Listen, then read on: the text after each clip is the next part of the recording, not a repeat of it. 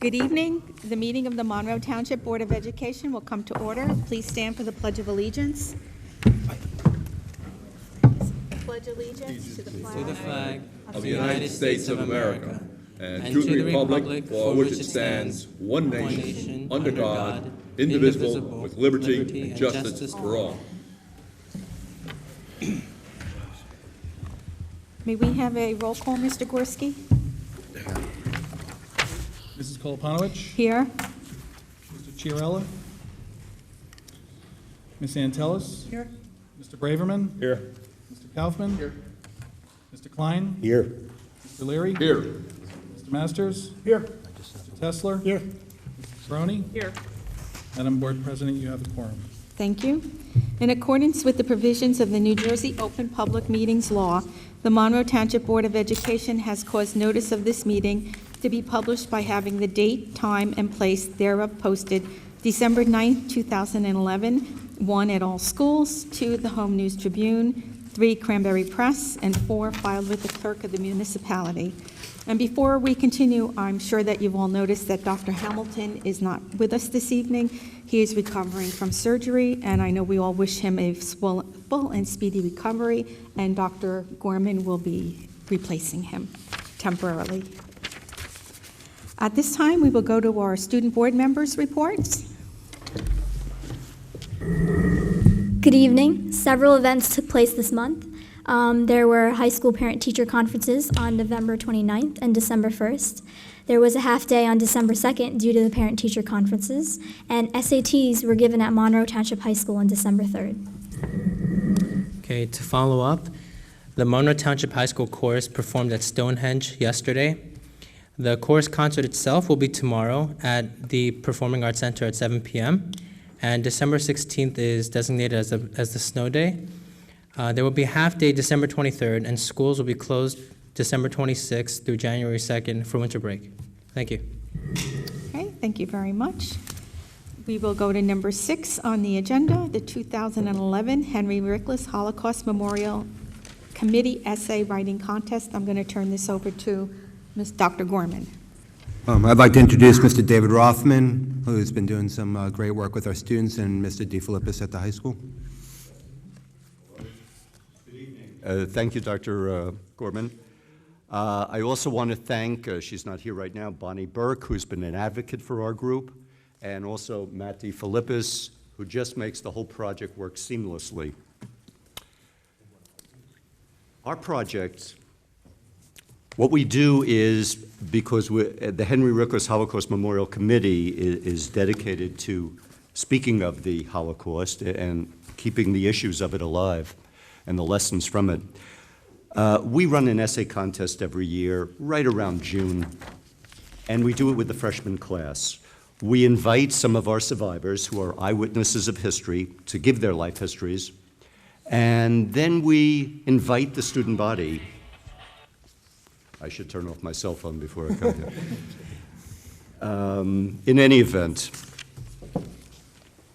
when we invite them there to give their life histories, and we hope the students take the opportunity to hear what they've just heard, maybe learn a little further by going to the library, and then writing an essay on one of 4 questions. What would you do if you met a denier? Could it happen again? Could it happen in the U.S.? What would you have done if you lived at the time of the Holocaust?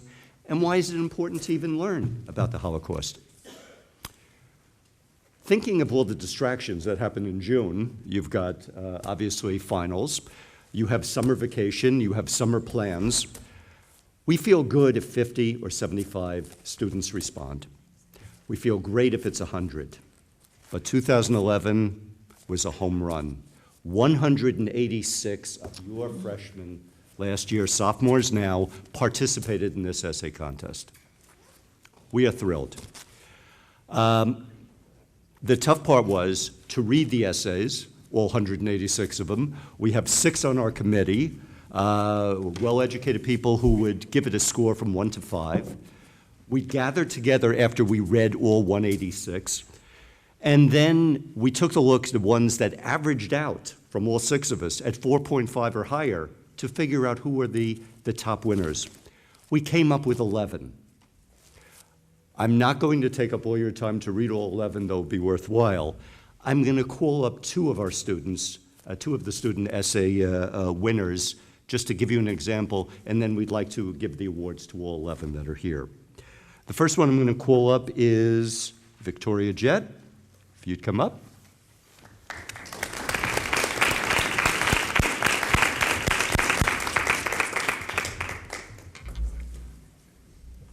Okay. I wrote my essay on the teenager's experience in the Holocaust.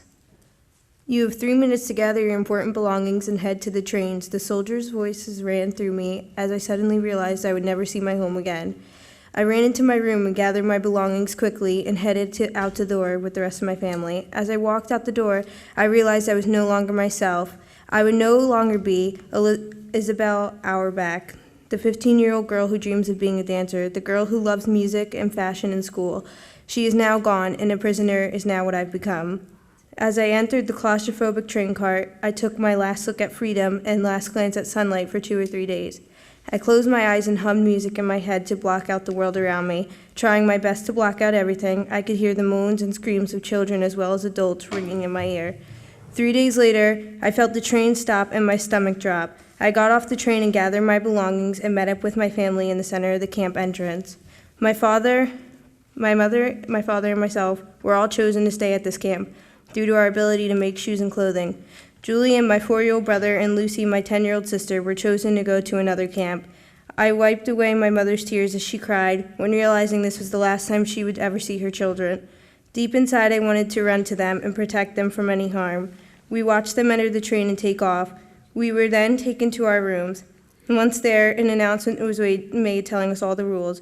We had to listen to all orders, work till we are told to stop. We cannot ask questions. We cannot wander around the camp.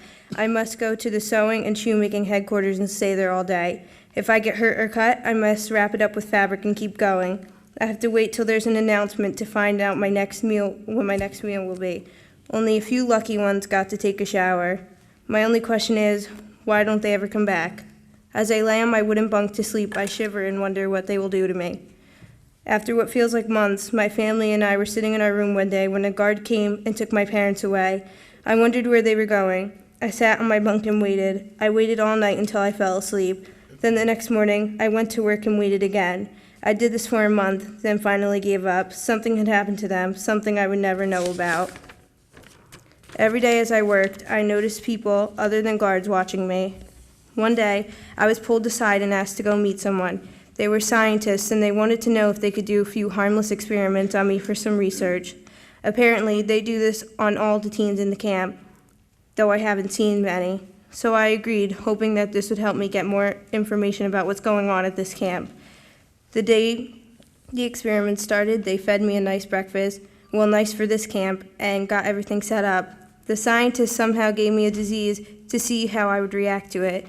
When they realized I was immune, they let me rest in the lab bunks and started with the same thing the next day. The experiments went on for months, and they were painful. A whole set of different shots every day sure weakens a person. After about 2 months of experiments, I was finally done. The months of pain and misery brought me nothing but less energy and longer days. These days and months stretched on, and nothing changed. The pain never stopped, and the hours of labor never ended. Sleep was not enough. It only made me weaker. Another year goes by, and things only get worse. Working hours extend, the heat worsens, as well as my pain. More people disappear, no explanations as to why. My thoughts linger, my mind aches, thoughts of what might be going on run throughout. Eventually they come for me, the saviors. They take me away from this miserable camp back to freedom.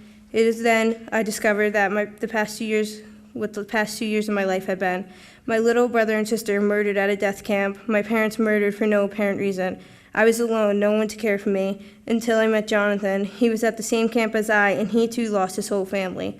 We were both the same age, and we immediately fell in love. Now we are 78 years old and still in love, 2 beautiful children to call our own. They hear about the horrible tragedies we've lived through. Jonathan and I will always have to remember those years of misery and the loss of everything and everyone we loved. I will still never be Isabel Auerbach, the 15-year-old girl who dreams of being a dancer, the girl who loves music and fashion in school. She is now gone, and a prisoner is now what I've become and always will be. I am now Isabel Magid, a wife of Jonathan, mother of two, and a victim of the Holocaust. Though I am lucky to have survived, I am cursed with the horrifying memories of those horrifying years forever.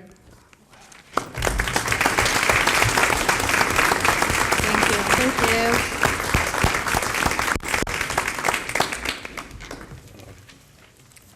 Amazing. Next person I'm going to call up is Sarah Muhammad. And before I do, I'm an insomniac. And I read these when I'm awake, which happens to be 3 a.m. in the morning. And I'm running through 186 of them. And this one, I stopped when I was done. Sarah?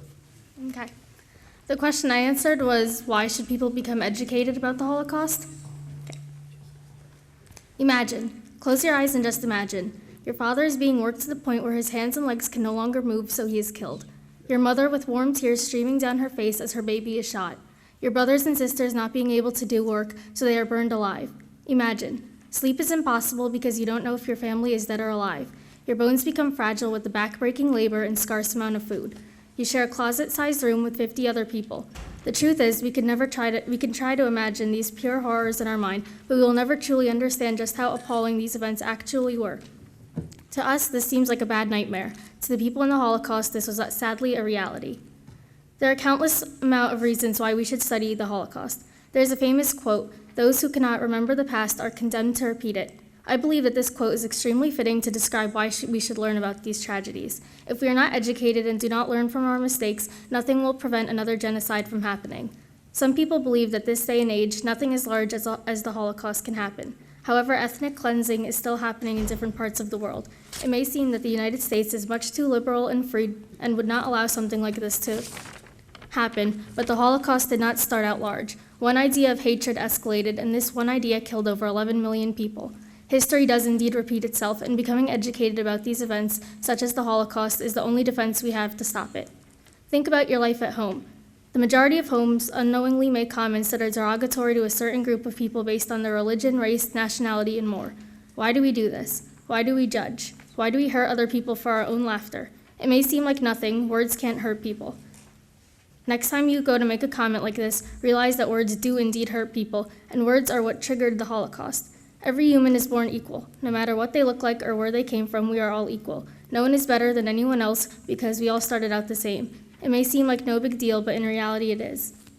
Although there are several reasons to study this event, I feel that one of the main reasons is to feel the pain and have sympathy for those who went through it. Many of the survivors lost their entire families and loved ones to the brutality. I would like to quote Anne Frank, a young girl who faced the horrors herself. "In spite of everything, I still believe that people are really good at heart." I find this absolutely breathtaking for a young girl to have said this after losing everything she ever loved to these murderers. We must feel their pain and struggles and appreciate everything we have because we may not know when it will be taken from us. It may be heartbreaking to remember, but we must never forget the Holocaust.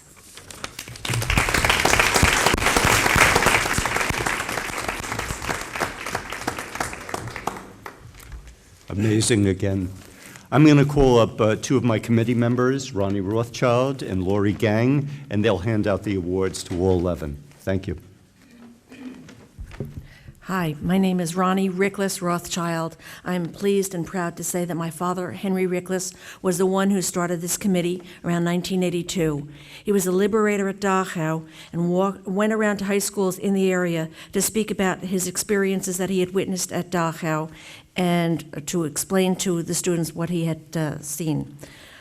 I'm very pleased that the program that we present has the survivors coming to speak to students, to give them their accounts of what happened and what they saw, and to give them lessons of what cannot be learned from the textbooks, and also to teach greater tolerance as we see from these essays. I also want to make a personal comment. It's one thing to read the essays, it's another to stand here and hear the students themselves read it. And I can't tell you, and I think David also expressed how touching it is to hear the students. There were 4 questions. The first question was, what would you do or say if you came into contact with a Holocaust denier? And the 2 people we've selected were Adam Ginrell and Mycroft Sashir. And please.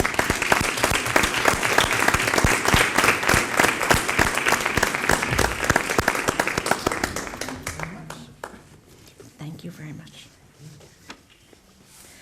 The second question, could something like the Holocaust ever happen again in the United States? And the people we've selected were Amanda Colantino and Lucia Fernandez. If I'm not pronouncing the names right, please forgive me.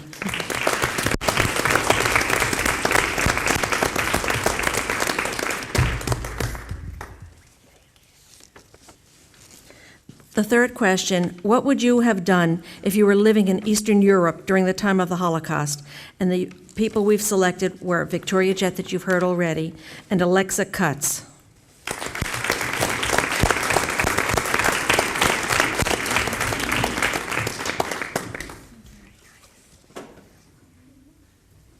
And the fourth question, we had so many answers, we've selected 5 names. Why is it important for students to learn about the Holocaust? Alina Capel, Sarah Muhammad, Parth Shintry, Matthew Earl, and Megan Fitzgerald.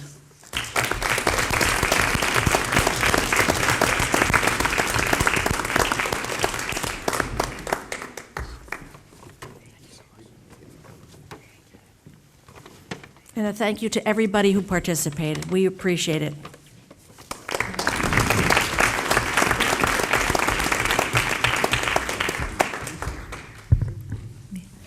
I'd like to, first, I'd like to say that our students always make us very proud, and these essays are very touching and moving and very emotional when we read them and when we hear them from our students. I would like to acknowledge Amy Antelis, and she's an active and vital member of the Holocaust, the Henry Rickless Holocaust Memorial Committee. Amy? Just like to say, as president of the Henry Rickless Committee, how proud I am of our students. As a board member and as the president, I've read through these. I'm amazed at what our students know. I think you guys are great. You're the future of this country, and if we could get rid of all the hatred, maybe one day we'll actually have some world peace. So thank you. I'd also would like to acknowledge Dave Rothman, who's been doing this for years. Thank you, Dave. To Matt DeFilippis, one of our outstanding teachers here who has run this program. Thank you, Matt, for everything. To Ronnie, Lori, thank you.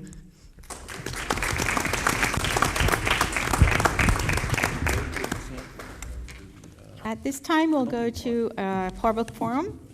Anyone from the public wishing to speak to the agenda, please come to the microphone and state your name and address for the record.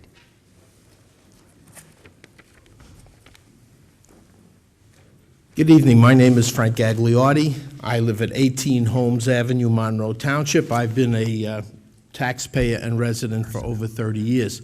First, I'd like to take the opportunity to thank these young men and young women and congratulate them. They're a credit to their school, credit to their teachers. Thank you very much. That was a fine job. However, is this on the agenda? Oh, I'm sorry. It's not on the agenda, but I was invited to Right, and to there'll be speak. a second public Oh, forum. I'm sorry. Sure, I will do that. Thank you very much. I'm sorry. No problem. Anyone wishing to speak to the agenda?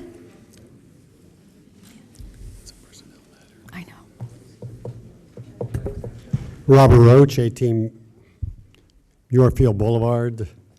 On page 6 of the agenda, Roman numeral 4, number B, talks about Dana Walker resigning. I wonder if that position has been filled? Dr. Gorman? We just posted for it 2 days ago, I believe, so we're waiting. Years ago? 2 days ago. Oh, okay. The posting went out after the resignation, so we will be engaging in a process to find a replacement for that position. 1 second. Is there an assistant principal? There are 2 assistant principals that serve 5 of the buildings, so there is not one that is stationed at that building on a daily basis. Okay, then, so 2 principals serve, so each building has a principal, and there's 5, 2 others below it, that assistant principals that serve the other 5 buildings? Schools, okay.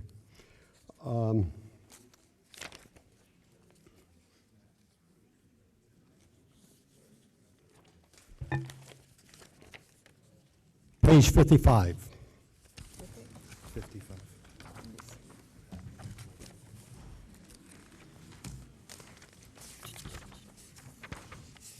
H. Can you explain to me the funding and who provided the funding and what the purpose of the funding is, whether it's dedicated funding? Mr. Gorski will handle that. Yes. The Educational Jobs Act is a federal program, and at the beginning of the school year, we received $154,734, which the board offset in the 2011-2012 budget, some new positions that were added for the Monroe Township Middle School and the Monroe Township High School. Those costs were offset with this grant money. We received an additional award recently of $4,848, bringing the total to $159,582. With the limited use of $4,448, we applied that to benefits for those previously mentioned positions. When those costs were offset, when you received the $154,000, is that a permanent offset or have they been used for something else? We don't believe it to be a permanent offset. It was an 11-12 revenue source, and it was reflected in the budget as revenue. I understand it was used as revenue, which would be, but I'm saying, have you used that revenue for something else, or is it just will it be surplus at the end of the year? The board has directed that money to be used for new salaries in the 11-12 budget, which those salaries have been appointed, and they're for new positions at the middle school and the high school that were all incorporated in the 11-12 budget. So there's no savings in essence? Well, had it not been for this money, that additional $154,734 would have had to have been appropriated in the 11-12 budget because we needed those two positions. So you knew the money was coming in? Yes, we did know the money was coming in. And one was a guidance counselor. Okay. And I believe the other was a security guard. All right. K on the same page. Yes. They talk about an attached information. Is that available to us? I don't see any attached information. Yes, I'll make sure it gets posted to the website. Thank you. Anyone else from the public? Good evening, Tom Notstein, 15 Nathaniel Street.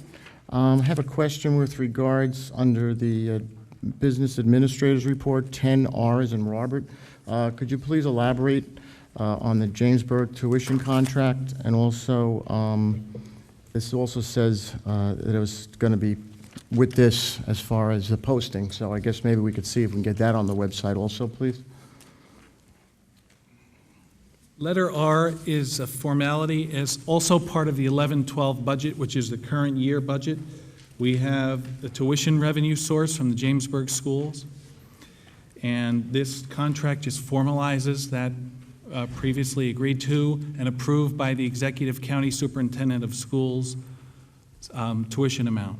Okay, so this isn't resolving the send-receive issue between Jamesburg and Monroe? It certainly is not. This is just a formality for the 11-12 tuition rate, which has already been established and approved. Where do we stand with the send-receive issue? We have solicited the help of Senator Greenstein on more than one occasion. Dr. Hamilton also has just written a letter to Governor Christie informing him of the problem. And the state Supreme Court has demanded that Jamesburg high school students be received by Monroe, and this goes back to 1979. It also stipulates that they're to come here on a tuition basis. We've never had a problem before, but with the 2010 budget law, it established a 2% tax levy cap, which was prohibitive for Jamesburg schools to incorporate the tuition and their proportional share of bond interest on this facility within their budget. We have an agreement that was drafted up by council, which establishes when those monies that were not able to be incorporated in the budget are to be paid. And looking forward, we're working with the county superintendent of schools and also Jamesburg schools to try to work out a tuition rate and another amicable contract for the 2012-2013 forthcoming budget. With that 2% cap, though, Jamesburg could have gone out for a referendum, correct? No, not for that purpose. Okay, so there's no way to get around that 2% is what you're saying? No, we looked at hundreds of different options, literally, with Jamesburg to try to pass the cost to the Jamesburg taxpayers through the budget mechanism, but it simply wouldn't allow that because the one-size-fits-all law did not understand the pre-existing relationship with the tuition that Monroe and Jamesburg had. And that was addressed in Dr. Hamilton's letter to the governor, for which we got a call back from the county executive superintendent of schools. So we're hopeful that we could rectify this. In my opinion, one of the best solutions right now is a tuition cap waiver, which would allow for the previously established tuition arrangement that was ordered by the state Supreme Court and would allow Jamesburg to go above the 2% tax levy cap to pay Monroe the fair share amount of tuition. As of the 2010-2011 school year, Jamesburg and Monroe had been completely reconciled with tuition. Okay, thank you very much. Anyone else from the public? Good evening. Chrissy Skirby, 8 Seminole Court. I had a question on page 54, number 7, where it's asking to approve the professional engineering services of Harrison Hammett. What services are those? Mr. Gorski? Harrison Hammett is a structural engineering firm that specifies in stadium and bleacher security, structural security. So they come out annually and inspect the structural integrity of the stadium and also the interior bleachers of the school to make sure that they're safe and can accommodate the proper amount of weight. Okay. What is the cost of that?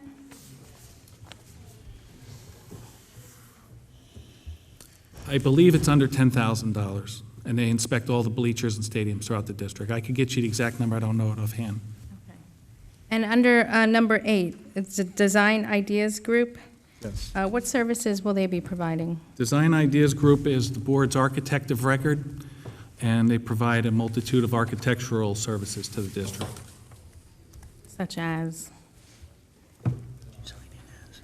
Designing this building. They were the architects of record. If we need them to do any architectural work, that is the firm that we would be using. Are we hiring them for Applegarth? I don't believe, we have not hired them to use, have we? No, we have no contract with them specific for Applegarth at this time. Oh, okay. So the document that they drew up last year outlining all of the recommendations for Applegarth, you're not using those? That was a previous study that the board contemplated. And this doesn't, you're not getting them to do another study for Applegarth? The board has not requested them to do another study yet. Okay. And under the school supplies, the bid award for school supplies, Yes. do you have a cost for what the supplies will be to open up Applegarth? The 2012-2013 budget is currently being completed. Dr. Gorman and I met with the principal of the school today, of Oak Tree School, and he facilitated us with drawing up some parameters for next year, and that is far from completed yet. Do you have an estimate for how much that will cost? Not at all. There's no estimate for how much it'll cost to open No. up Applegarth for supplies? No. Okay, thank you. Anyone else from the public? Seeing no one, we will go to the superintendent's report with Dr. Gorman. Okay, Did I skip 8? Oh, before we go to that, I'm sorry. No, there is a public forum again at the end of the agenda. The approval of the minutes for the public meeting of October 12th, 2011. Motion, Mr. Kaufman? Second. Second by Mr. Klein. Any comments or questions? All in favor? Aye. Opposed? Abstentions? Okay, the approval of the minutes for the closed session of October 12th, 2011. So Yes. moved. Mr. Klein, Mr. Leary. Again, any comments or questions? All in favor? Aye. Opposed? Abstentions? Abstain? Ms. Antelis. Okay, at this time, we will go to the superintendent's report with Dr. Gorman. okay, you'll see in front of you the enrollment figures. We're up to now 5,903 students in the district compared to 5,687 a year ago. So that's a difference of plus 216. Next piece is the out-of-school placements, and then a recap of fire drills and lockdown drills during the month at the various schools. Madam Board President and members of the Board of Education, it is recommended that personnel items A through GG, excluding item S under the superintendent's report, be board approved by consent roll call. Is there a motion and a second? So moved. Second. Ms. Antelis, Mr. Leary? Any comments or questions? Mr. Masters?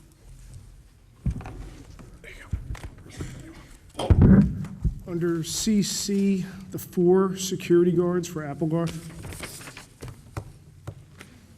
What would you like to know? that's now?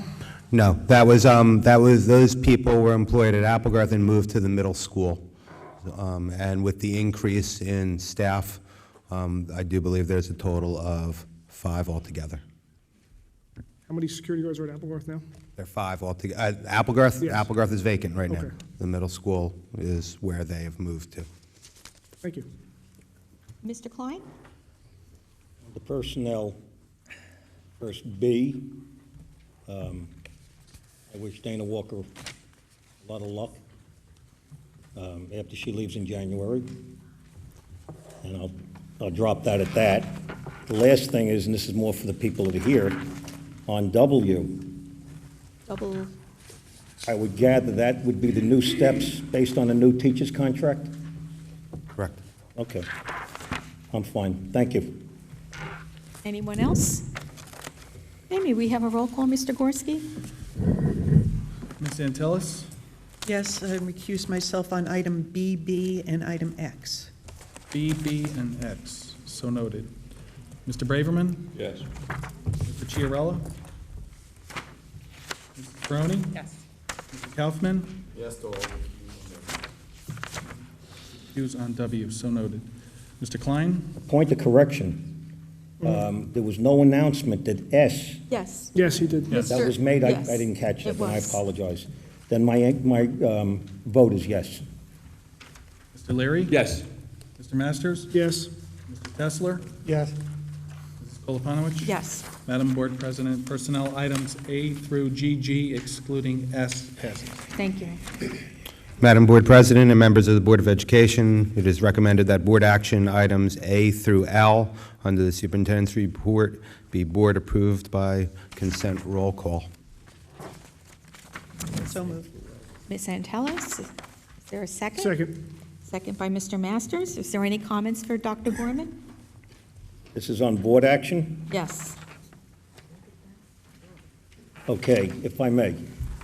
On D, student suspensions, I was very happy to see that the meetings that I had with the principals and assistant principals of the high school followed through with some of the thinking that we had in coming out with stiffer suspensions, stiffer penalties for violations by the students. So that was gratifying to see. On F, board approved 2 of our interactive distance learning courses. Is that mandated by the state? It is. And now the stupid question, are they paying for it? Of course not, thank you. And then we go to L. That's the harassment, intimidation, and bullying. As we can see, this is the second meeting that we have a tremendous amount of violations that in reality are not really violations. But because the state law is so lax and liberal that all the student has to do is look the wrong way at another student and it's considered harassment. I think it's ridiculous. We have to follow through because that's what the state mandates. But I think it's bad for the children, for the students. I think mentally it's got to affect them. If all of a sudden, for something minor, they're held out as harassment and sent down to the principal's office, I think it's pitiful. That's all I have to say. Anyone else? Okay, then Mr. Gorski. We'll have a roll call. Ms. Antelis? Yes. Mr. Braverman? Yes. Mr. Chiarella? Mrs. Ferroni? Yes. Mr. Kaufman? Yes. Mr. Klein? Yes. We're having a Leary? private meeting. Yes. here. Mr. Masters? Yes. Mr. Tesler? Yes. Mrs. Koloponowicz? Yes. Madam Board President, board action items A through L passes. Thank you. And that concludes That your concludes my report, Madam Board President. Okay, then we will go to the Business Administrator's report with Mr. Gorski. Madam Board President and members of the Monroe Township Board of Education, it is recommended that board action items A through R be approved by consent. Roll call. Second.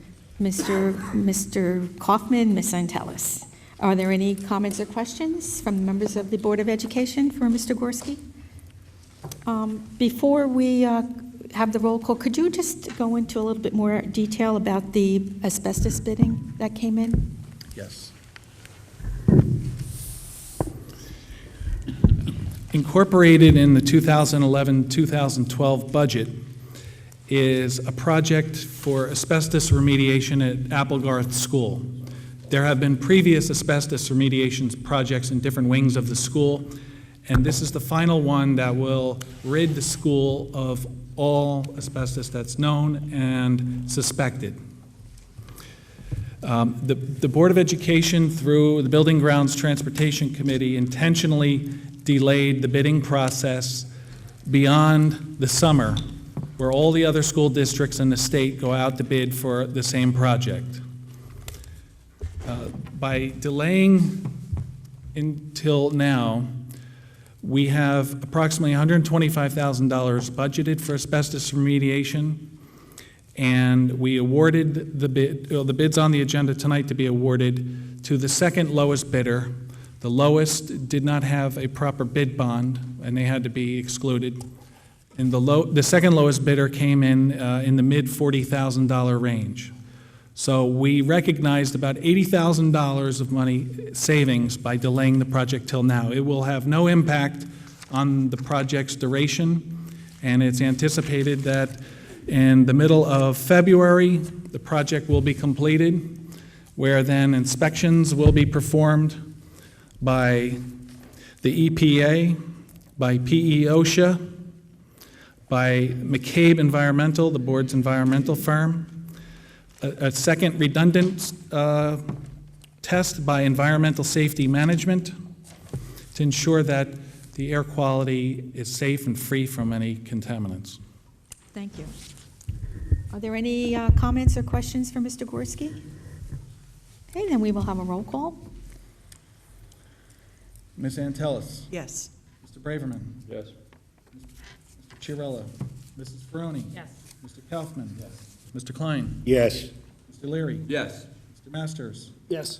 Mr. Tesler? Yes. Mrs. Koloponowicz? Yes. Madam Board President, board action items A through R passes. Thank you. At this time, we will go to the Board President's report, and I would like to take a few minutes to talk about Applegarth School and try to clarify some of the information that I've been hearing. First, I want to say that this Board of Education and this administration would never put children in a school that was not safe and healthy for both students and staff. We are being very proactive in making sure that all safety, security, and health issues are being addressed, and I will have Mr. Gorski speak to that in a few minutes. Second, Dr. Hamilton has informed the staff by a letter dated November 23, 2011, that he has initiated a non-essential purchase order spending freeze, not a pay freeze, but a spending freeze, effective immediately to ensure that we are proactively planning for any state aid shortfalls. We will not be cutting any programs in any of our schools for the duration of the school year, and all principals and teachers will be able to get what they need to continue to educate our students with the programs that we currently have in place for them. This non-essential spending freeze is anticipated to save the district approximately $500,000 to $700,000. And if the board so desires, they can utilize this savings to further advance the work that's being done at Applegarth School. Also, as Mr. Gorski has explained, with the asbestos bidding coming in so low, we have another approximately $80,000 extra that we can use for work at Applegarth, which would include painting, tiling, carpeting, lighting, furniture, etc. in the wings outside of the 8 classroom wings that we are currently planning for. We want to be proactive in making sure that there are classrooms ready in place for an increase of students, for resource rooms, for conference rooms, etc. At this point, is it anticipated that we will be using the entire building except for the 1930s wing, the science labs in the 1970s wing, and the industrial art rooms. There will be a cafeteria, a library, a gym, a music and art programs. Furniture and staffing will come out of both the current budget and the 2012-2013 budget.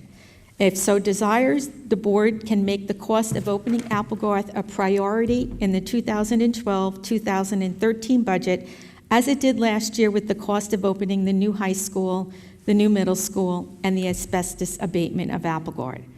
It is also expected that we will be sharing some staff between Oak Tree and Applegarth, as we do with other schools in our district.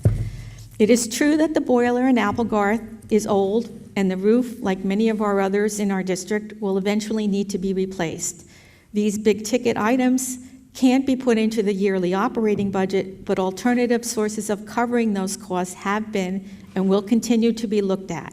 The boiler is checked out and serviced regularly and is working fine.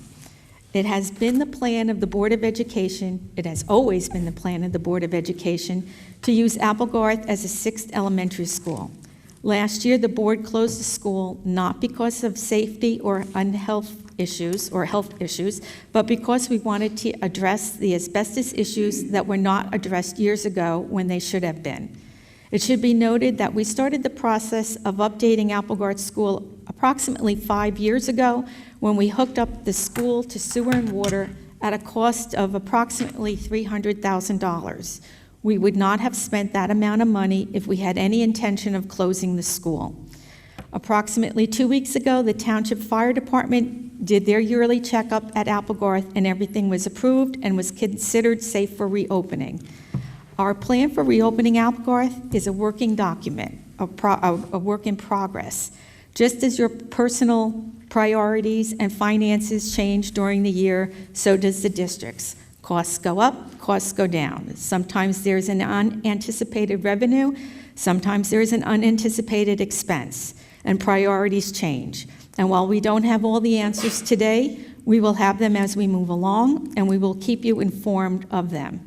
So at this point, I want to turn it over to Mr. Gorski for some further input, and then to Dr. Gorman for some thoughts from the administration.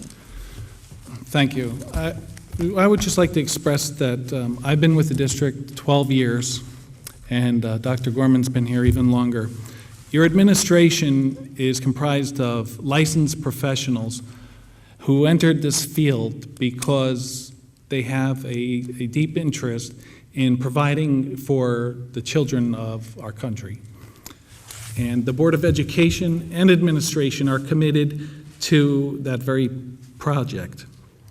Of paramount importance to all those mentioned is the safeguarding of students. That will always come first, it always has come first, and we will ensure that Applegarth is safe and appropriate for every grade level that we put into the school. We have invited the following organizations to come in and do inspections within the school. The Department of Education, I have an appointment scheduled with the Executive County Business Administrator, who annually comes out and visits our district for different facility needs. He also is engaged in all the trailer approvals and work. We have an appointment with the Department of Health to come review the kitchen and food service areas.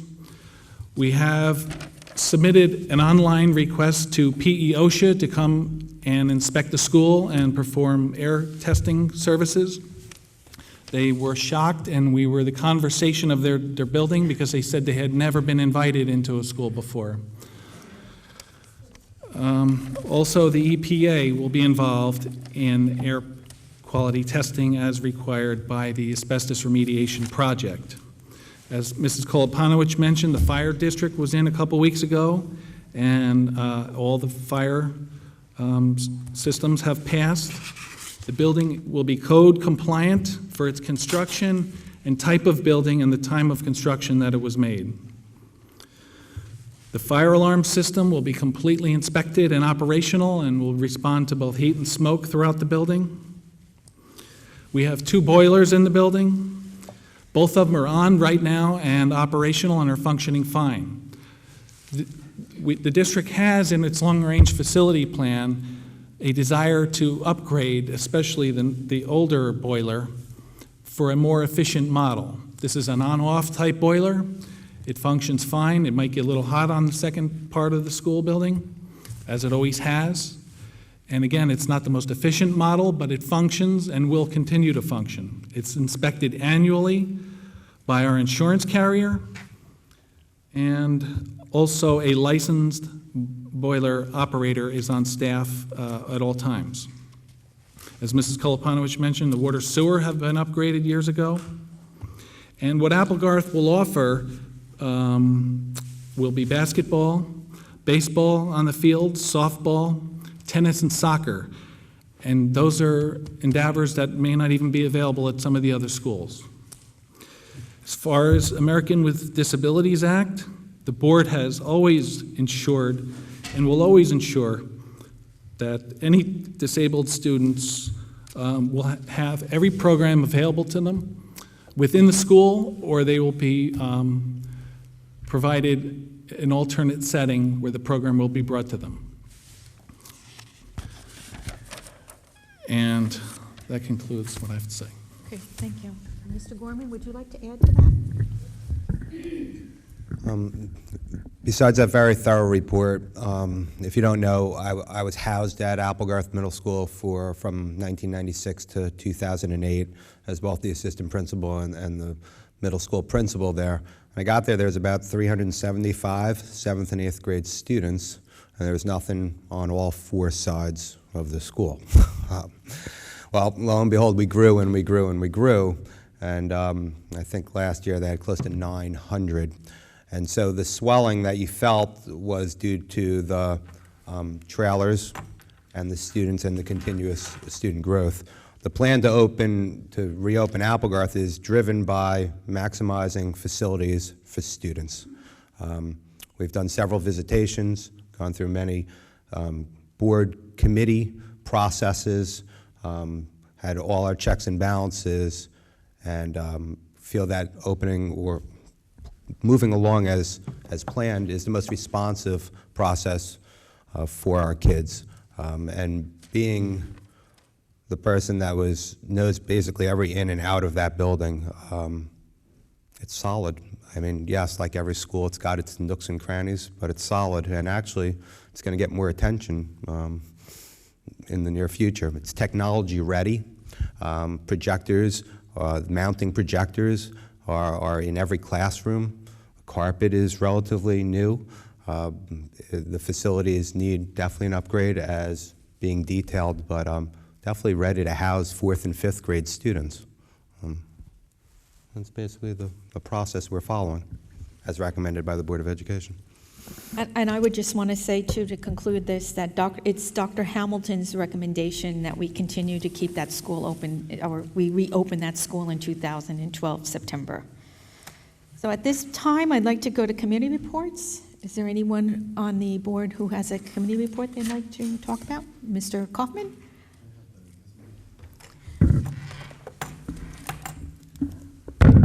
Okay, the curriculum meeting, or the curriculum committee, I'm sorry, it's a long day for me.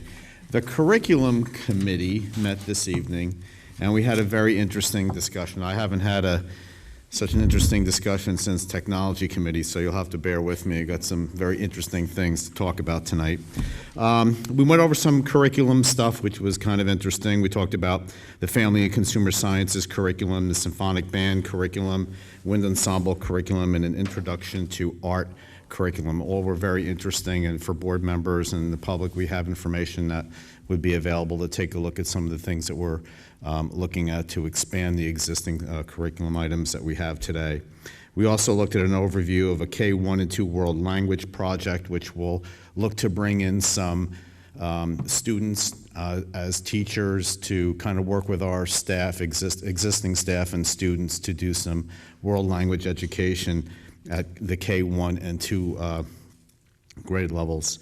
We also had a overview of the Rosetta Stone implementation and the technology plan and the usage of the equipment and the schedule, and looked at how they're being alternated between classrooms and the utilization of all the equipment to make sure that the machines are charging appropriately and available for teachers to use when the equipment is ready or needed for the particular lesson.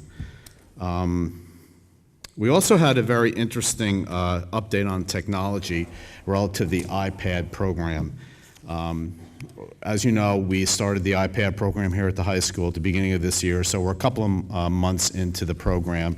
And we had some very interesting statistics that were brought before the board, and then I'm going to turn it over to somebody to talk a little bit more about some statistical information we've gathered. But suffices to say, believe it or not, we have had no lost iPads out of the magnitude that were handed out so far. We've had about 20 repairs that were done because the iPads were dropped and the glass have cracked, but they did not need to be replaced. They were just repaired. And we had a very interesting statistic that was reported to us. Because of privacy laws, I can't go into too much detail, but we've actually used an iPad to locate a student that for a couple of reasons went, what's the best word to say it? MIA. Yes, so we actually used the technology to locate a student instead of the other way around, so that was a pretty interesting statistic to report on. One of our vice principals here at the high school has done some very interesting statistical work on some of the surveys that have been sent out and some of the utilization, so I'm going to invite Mr. Higgins to come up.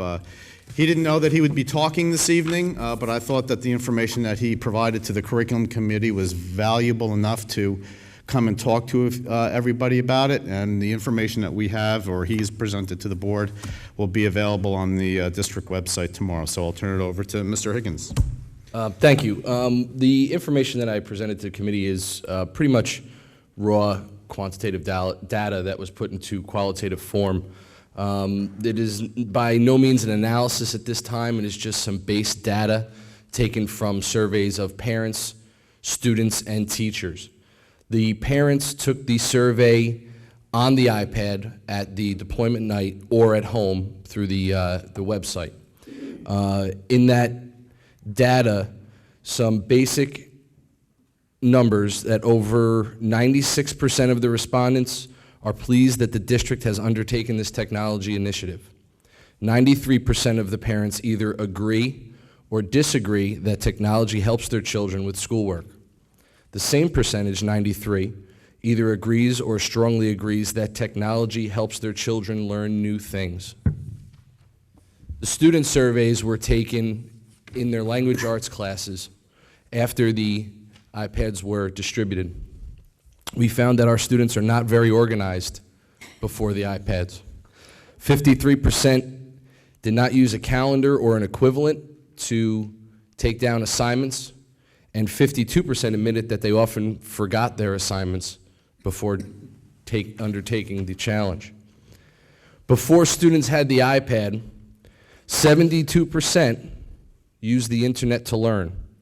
71% used computers to read and write, and only 40% learned from books. The teachers took their survey through the district website and My Learning Plan, which is the professional development platform for the district. They believed 89% that their students were productive in class. However, they do not believe students easily grasped academic content, 55% of the teachers. However, the students are able to engage in difficult questions and content. They believe they are instructional coaches and advisors to the students, 79%. They also believe they are able to meet the individual needs of their students, 88%. There are some conflicting numbers. that as we use this baseline data and we compare to a 6-month assessment, we will be able to further the analysis of the numbers that we have. The teachers and the students will take another survey, I believe we decided in February or around that time, March. The parents will not take a second survey. That was just baseline data for that area. But hopefully I'll be able to return with some good news in March or April. Thank you very much. Thank you. That was a very interesting survey that, very interesting information came out of that survey. Are you going to post it on the website?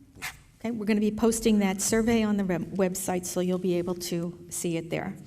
Is there any other committee reports? Mr. Leary? Yes, we had a Finance Committee meeting last night, and a lot of it has already been covered by Mr. Gorski. I just want to amplify on what my colleague Mark Klein has said. Last year, we went through the CUSAC process, came out with flying colors. The bureaucrats down in Trenton don't like that. So now we have to have an annual statement of assurance, and everybody and his brother has got to sign in blood that everything is hunky-dory. I think this is a colossal waste of taxpayers' money. Does that conclude your report, Mr. That Leary? concludes my report. Thank you very much. Anyone else? Mr. Tesler? Just a comment going back to the iPads. I just want to reflect on my own personal experience. I have 2 daughters who go to the high school, freshman and a senior. My freshman daughter's in the AVID program, and I see her using the iPad every night for Cornell notes. And she's one of those disorganized students, and I see where it's helping her organize her thoughts. And she's on that every night, doing her work and doing her notes. And I'll see my older one working on keynote presentations, also for classes. And I'm probably going to get in really big trouble to say this, but one of my daughters is one of those 20% that broke the glass. Thank you. Anyone else? We had the report. I think it was $160. Any other committee reports? Mr. Masters? Yeah, I have 2, actually, for Buildings and Grounds, what everybody's waiting for, I guess. So we had a special Buildings and Grounds meeting on November 30th. We also requested a tour of Applegarth. Ms. Kalapanovich, Ken Chirell, myself, Jerry Tague, Dr. Hamilton, Mr. V, and that architect guy, which I never remember his name. Who's that guy that's sitting next to me? Richard DeRiso. Thank you. We toured Applegarth, the sections that And will be, Mr. Gorski was on that. Oh. Yeah. Sorry. We did tour the sections along with the entire school, including the basement. Had some mixed emotions about the 60s wing. I was impressed at the amount of work that's starting.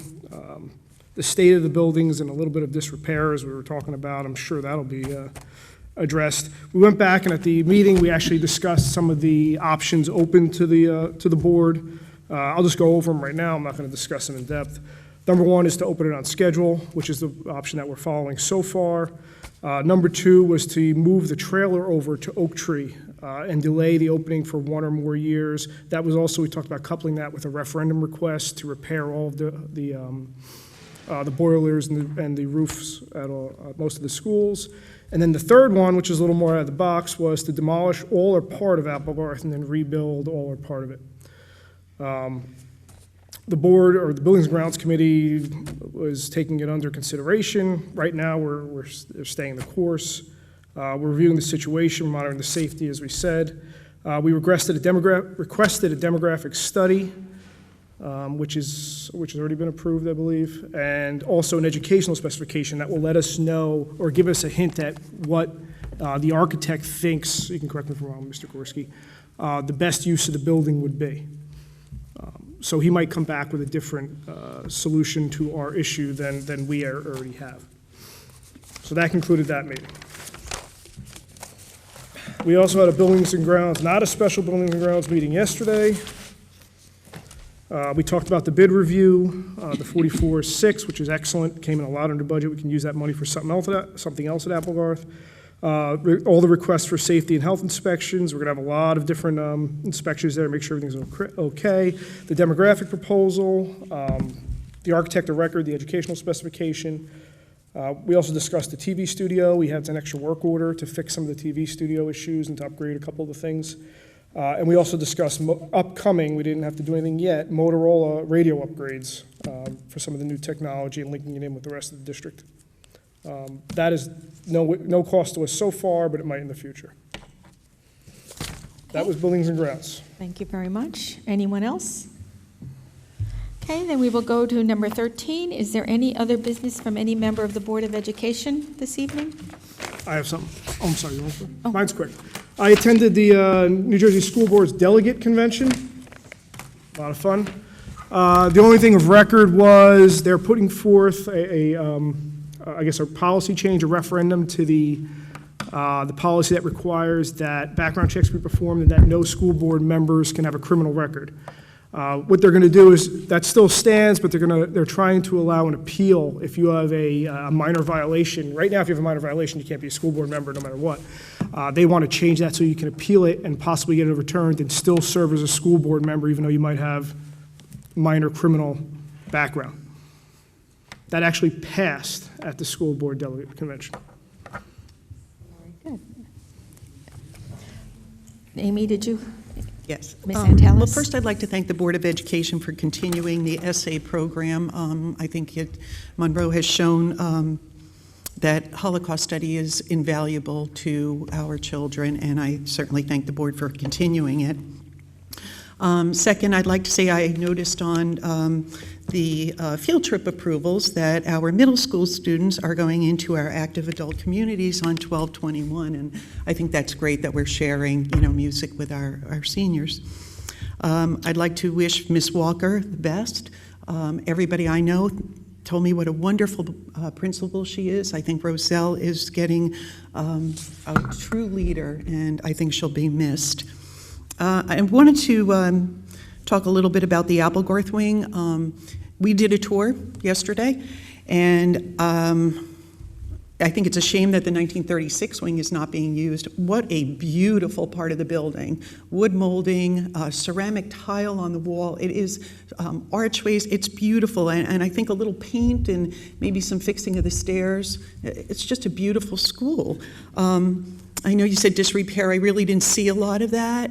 I actually saw a building that really just needed some paint.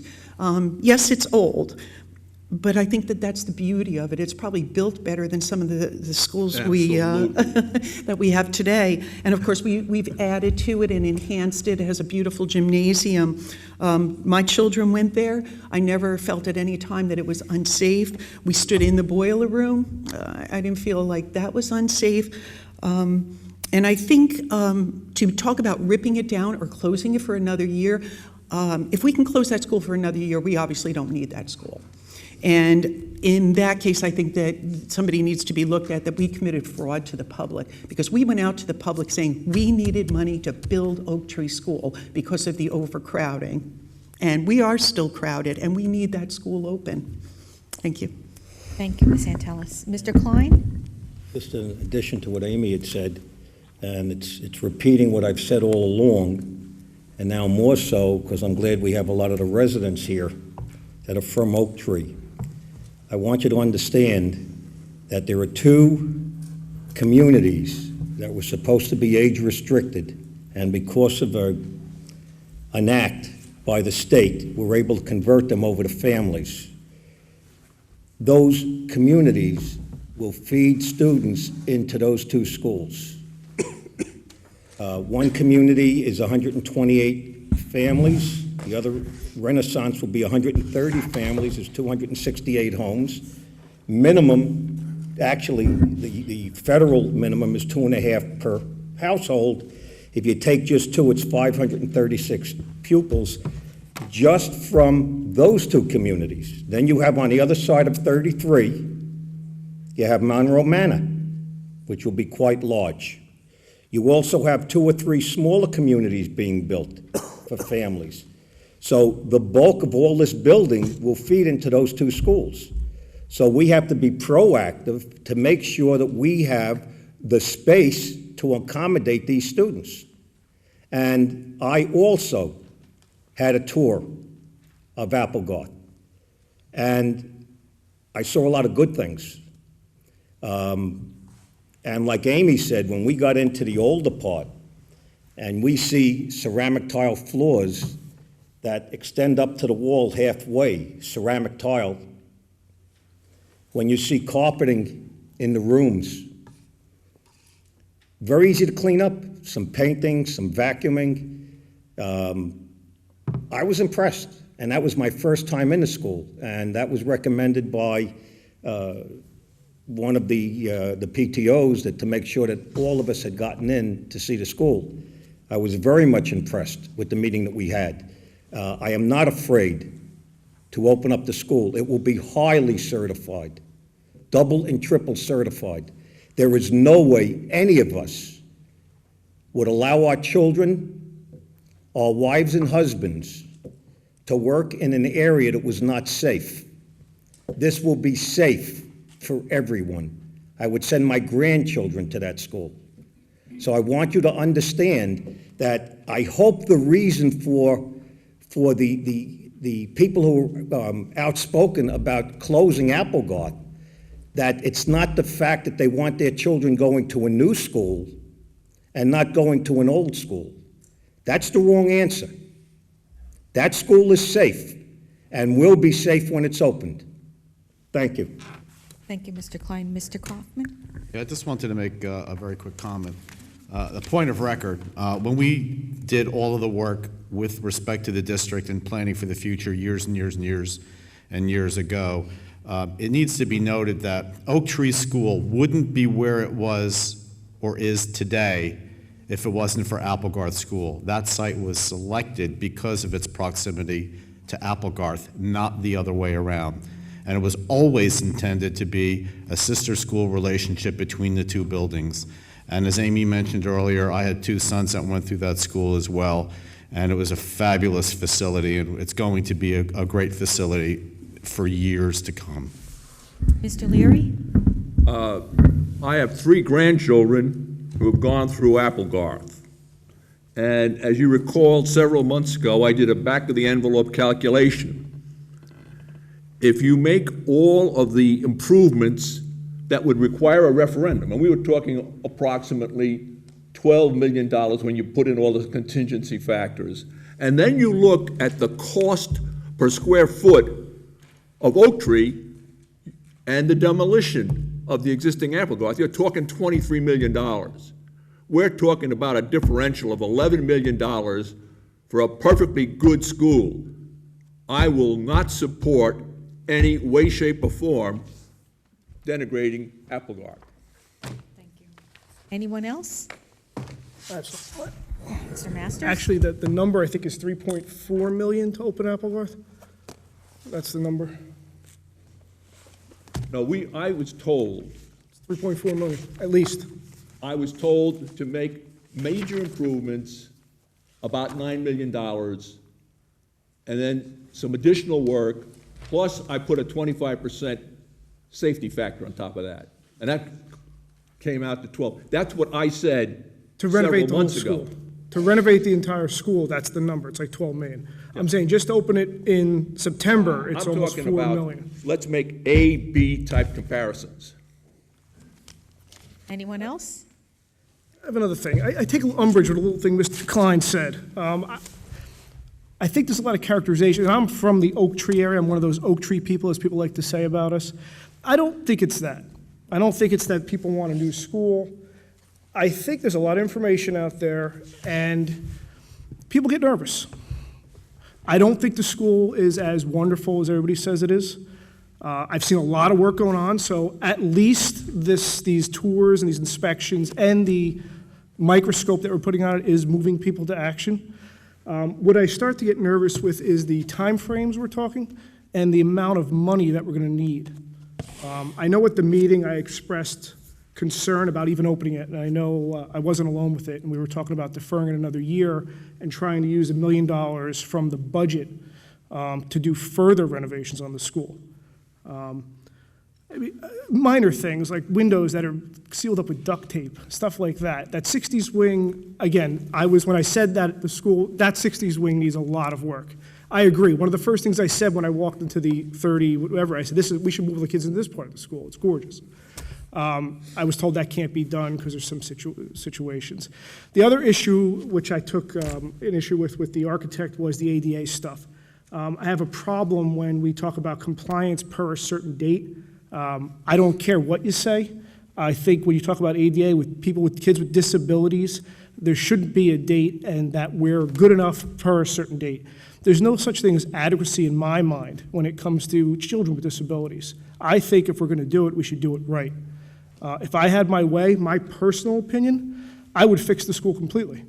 And I know we talked about referendums and lots of money and stuff like that, but I think that's the way we should do it. I think if we're going to have a brandy new high school with top-of-the-line equipment and technology and all kinds of great stuff like that, and some of the other schools that we renovate, why can't we renovate this elementary school, this 4 and 5? Why do these kids have to make do with something that's adequate? Adequate compliance, adequate classrooms. I know we have technology, it's technology ready, but we have to purchase it. We have to go through that. That list, that spreadsheet is huge. It's $3.4 million we have to go figure out. And we have to figure out where we're going to get it from. I know we even talked about that. Are we going to use some of the pay freeze money so we can try to funnel some more of the money into Applegarth and things like that? Mr. Leary, he's got the floor right now. Okay, we'll talk about that. Okay, so that's the problem I have. The other issue is we're kind of playing, in my opinion, fast and free with this, and we're throwing around numbers. Yesterday, we started discussing busing. We don't know what we're going to do for that yet. We threw out some ideas. And again, it'll get done. I'm nervous about the timeframes. We waited for the asbestos, which was great for over the summer, but now we're waiting. Hopefully January, February, we get this done. I know Mr. V has expressed his concern about getting his teachers in there early so we don't have to pay them to work over the summertime to try to move their stuff over. There's a lot of stuff like that, playground equipment. And I think a lot of the talk that we talk about compliance, we talk about asbestos and mold. We were talking about mold yesterday with all the leaky roofs and all the black stuff and all that. The exposed wiring, things like that. And we never really talk about the education of the children to make sure they're going to get the best education that we can in that school. I'm not saying there's anything wrong with the school. It might not be safe. And I was the one, I will admit it, that brought up the term degrees of safety at the last meeting, and that's what we're playing with here. We're saying that it's safe to a degree as per some compliance spec that could have been in place before World War II. You have kids that their grandfathers probably were around when these rules came into effect. Do I think that's a good thing? No. I've said it before. I said it a year ago. I don't think that we're thinking this through. And I think, I'm not saying it's a problem. I'm not being a naysayer. I'm playing devil's advocate a little bit with this. I think we're going to have a problem. We've abstracted ourselves from this, and we're kind of saying it'll get done, it'll get done, it'll get done. We're putting a lot of this on the administration and a lot of on the teachers to kind of move this forward.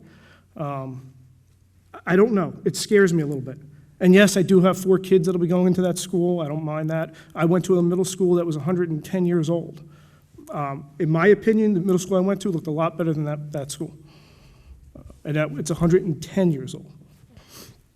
So I know it'll get done. I know we're not going to risk anybody's safety, and the board doesn't want to do that. I'm a little nervous, and I think we really have to think it through. Thank you. Anyone else? Ms. Antelis? Sorry. Do you think we should close Barclay Brook School? That was discussed, actually, at the Buildings and Grounds meeting. Because Barclay Brook is the sister school of Applegarth, and everything that's in Barclay Brook is in Applegarth as well, and I really don't feel that there's a safety issue. We went through the asbestos in Barclay Brook, and we did it in a summer. Okay, we got all the tile out, same tile that's used in Applegarth. The air was tested, and I have yet to hear to this day that anybody from Barclay got sick. So while it is old, I really don't think that there's anything in there, you know, in the old wing that would cause a problem. So, like I said, if you feel that we should close Applegarth, you know, then you should be saying that really the same about Barclay Brook. That actually was discussed about closing Barclay Brook. And I believe what the answer to that was they've done more recent renovations on Barclay Brook than they have done at Applegarth. Dr. Hamilton had the best word. This building's been neglected by the board. He said it, and he knows it's been neglected. We're not putting anything into this. Mr. Braidman says it all the time. In general, our maintenance policies are deficient. Every building and grounds, he always complains about why we're not funneling money into maintenance of our buildings. Barclay Brook, how many roofs are leaking? The middle school, or the new middle school, we sat in board meetings where they had tarps over the books in the library. Which is why this board should do a referendum to do the repairs. Yeah, and I agree with you throughout the 100%. district. We agreed at the meeting, and I think that's the route to go. Absolutely. And I think we have to do that no matter what. Applegarth's open or Applegarth's closed, we do have to look down that route, because that's the only way we're going to get these capital improvements completed. And we just look at our neighbor Leary? up in East Brunswick. They've floated referendums up to $100 million to bring their schools up to snuff. And we should be preparing for that. And we should also be preparing for the tidal wave of people that are coming that Mark Klein has identified. We best start going out and getting land, because it's going to require another pair of schools in the southwest quadrant of this township.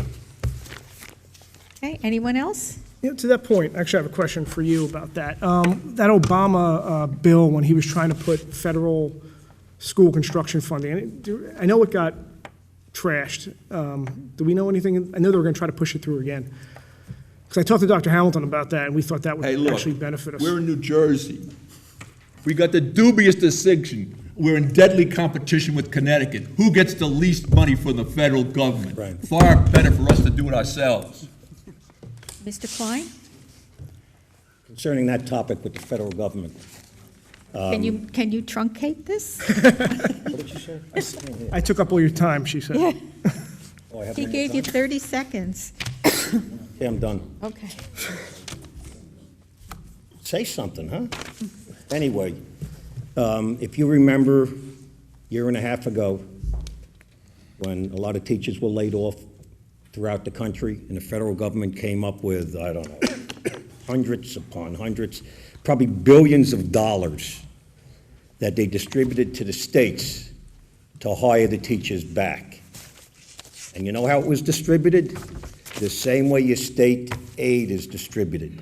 We received $125,000, enough to pay perhaps one teacher and fringe benefits, or a teacher and a para and fringe benefits. All that money goes to the 31 Title I school districts. Whatever Obama is talking about now, whatever we do get in the state, I guarantee you, we're not getting it. Any funds that come from the state, we're on the short end of the stick. We don't get grants. A lot of this work should be grants from the state, like they've done for Edison, they've done for South River, they've done for Woodbridge, who gets tens of $millions, $15 million more than we do in state aid. And they get grants, but we can't have grants. We're not able to get grants. Because the stupid excuse that's used is we have too many retired people without children. But they don't look at the retired people on fixed incomes who can no longer afford to pay the school taxes. And I've been complaining about this. I've written letters. I'm not even going to go through it because I said I would drop it. I needed help from the residents. I needed help from the leaders to do what I've been doing. And it falls on deaf ears. And any money that Obama wants to talk about, don't even count on it. Because what you're going to get is going to be so small, you won't be able to do anything with it. Anyone else? Amen. Oh, religion, you can't bring religion.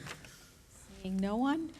The closed session resolution, be it resolved that the Board of Education of the Township of Monroe hereby moves to go into closed session in accordance with Sunshine Law, Chapter 231 of the Public Laws of 1975, NJSA 10:4-6 through 10:4-21 to discuss the following subjects. Student matters, harassment, intimidation, and bullying incidents, numbers 73 through number 79.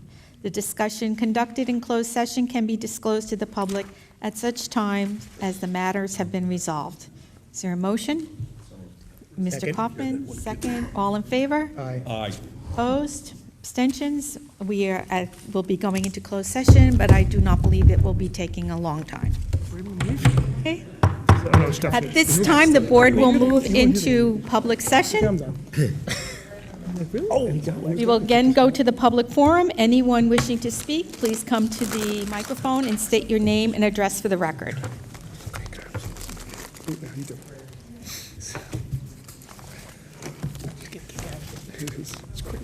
Good evening, Doug Boy, 4 Tamarack Road. I've got 4 questions. I'll ask all 4, and then you can respond if you like. I noticed that the board approved a vision care for district employees. Is that part of a negotiated contract, and what is the cost? So that's one question.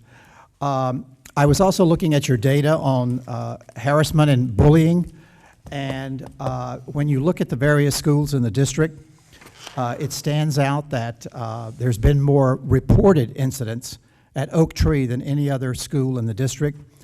That either implies that there's a problem unique to Oak Tree, or that there is not uniform implementation of the policy across all the elementary districts. I think uniform implementation is important, because then as the kids rise through the system, there should be fewer and fewer cases. But if you have one school enforcing it at one level and a different school enforcing it at a totally easier level, then when those kids get into middle school, they're going to possibly continue to do those things. On the iPad program, I listened to Mr. Higgins' report, and what I want to basically know is, has the board decided how they will actually determine if the implementation of the iPads is effective in raising achievement? And you can't do that at the end of 1 year, of course, but I'd like to know what that plan is. And then finally, there was an awful lot of discussion about the Applegar School, and it sounds to me, because I have not been privy to all of the conversations on that topic, but it sounds to me as if there are possible thoughts of not opening Applegarth. And I just would appreciate it if the board would lay out all the various options that they are looking at and what the cost of each of those options would be, whether that would include redistricting, demolishing the school, building a new school, whatever, because there's talk of boilers, there's talk of roofs, things of that nature. And so I just think the public is entitled to know what are the various options, one of them being to keep Applegarth open and open it next year, and others being to do something otherwise. Thank you. Okay. Let's try to work together on this one. The HIB, we will have our HIB coordinator, Sharon Biggs, look into the discrepancies between Oak Tree and the rest of the elementary schools in the district, because at this point, I don't have an exact answer for you on that. Applegarth School, the board last year, probably in October of 2010, decided to close Applegarth School for asbestos remediation. I don't think we closed the school in the past, but we have done remediation projects in the past to get rid of some of the asbestos. We just wanted to make sure that the rest of the asbestos was removed. This should have been done by a board maybe 20 years ago, and it never was. So this board decided to be very proactive in making sure that all the asbestos in Applegarth School is removed. At that time, it was indicated that the board agreed that we would be opening that school in 2012 in September. So there were no issues other than the asbestos issue that we were looking into to reopen Applegarth School. Right now, we just want to make sure that that school will be ready, it will be safe, and it will be healthy. So that's where we stand on Applegarth. The iPad program, do you want to discuss? Do you want to? As far as assessment, it's part of our evaluation plan on the effectiveness of iPad based on the why are we doing this, and clearly it's to raise student achievement. many methods of data collection. You saw 3 qualitative methods this evening. We are going to tie into grades, standardized test scores, college admissions, success in college admissions, and then there's talk in our planning stages about acquiring a researcher, because this is sort of leading the way, this technology. So there's not established hard data on this technology, but bringing in an independent researcher, and the preliminary conversations have talked about his services being rendered for free, accessing the data because it's such intriguing data on whether this actually does improve student achievement and learning. So some of those are the qualitative and quantitative data pieces. We will continue to tell you exactly what our assessments are, because if it's not working, then we don't want to do it. So we have many quantitative and qualitative measures, and that soft data and the hard data are both incredibly valuable pieces. So feelings, and those are measurements also that are very important, and perceptions and engagement, as well as our students achieving at a higher level academically. Okay, and your last question about the vision care, yes, it is part of the new, it's a new piece to the negotiated contract, and the cost of that is $120,000. Okay. Mr. Kaufman? Yeah, I just wanted to add a possibility for the oak tree situation with the bullying numbers. Although Doug presented a couple of options, I'd like to submit something else. I don't have the statistics in front of me, but we could certainly take a look at it. Keep in mind, Oak Tree is the only K-5 school in the district. All the other schools are split in half, essentially. So by raw numbers, there are more students at Oak Tree than there are at the other elementary schools. So that could also be at least a more probable explanation as to why the numbers are skewed to the school, but that's just me. Thank you. Thanks, Lou. Anyone else from the public wishing to speak?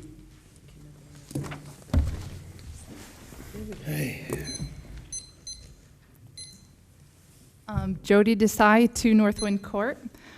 I first off would like to applaud this board for making some great decisions affecting our children. Oak Tree is the state-of-the-art school. This high school, it's the first time I'm in it, is extraordinary. Every student has received an iPad, and so far no real big problems. It's an impressive accomplishment due to the fact we received no state funding or very little. My concern with Applegarth School is, as a parent, my daughter eventually will be going there. I was happy to hear that at this special buildings and ground meeting that I did attend for a small period of time, Mr. Gorski stated that if the trailers were moved over to Oak Tree for the $1 million in savings that we would have from actually staffing the school, we could put aside and actually make the real changes that would need to be made to make it a great school. And it is my understanding that the real need right now is only 8 classes. My questions are, I'm happy to see that we're inviting all these offices into the school to say it's very safe. However, do we have a plan for if they do bring up any issues that need to be addressed immediately? Will there be continued construction on Applegarth as students are there? Because that was brought up at the Buildings and Grounds meeting. And one of my last questions is, for the remediation plan, does the bid provide any surprise costs that if a wall, we discover more asbestos, does the bid provide that would be covered? And that's all I have to say. Thank you. I'm going to have Mr. Gorski answer this.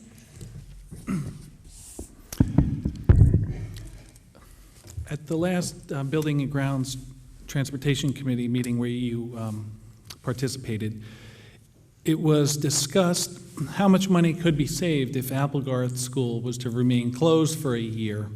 What would those operational costs total, and how could they be used? They are operational costs. They're the cost of running that school for a year. And with the growth that's in that area, some of those costs would be absorbed by Oak Tree. Class sizes would rise.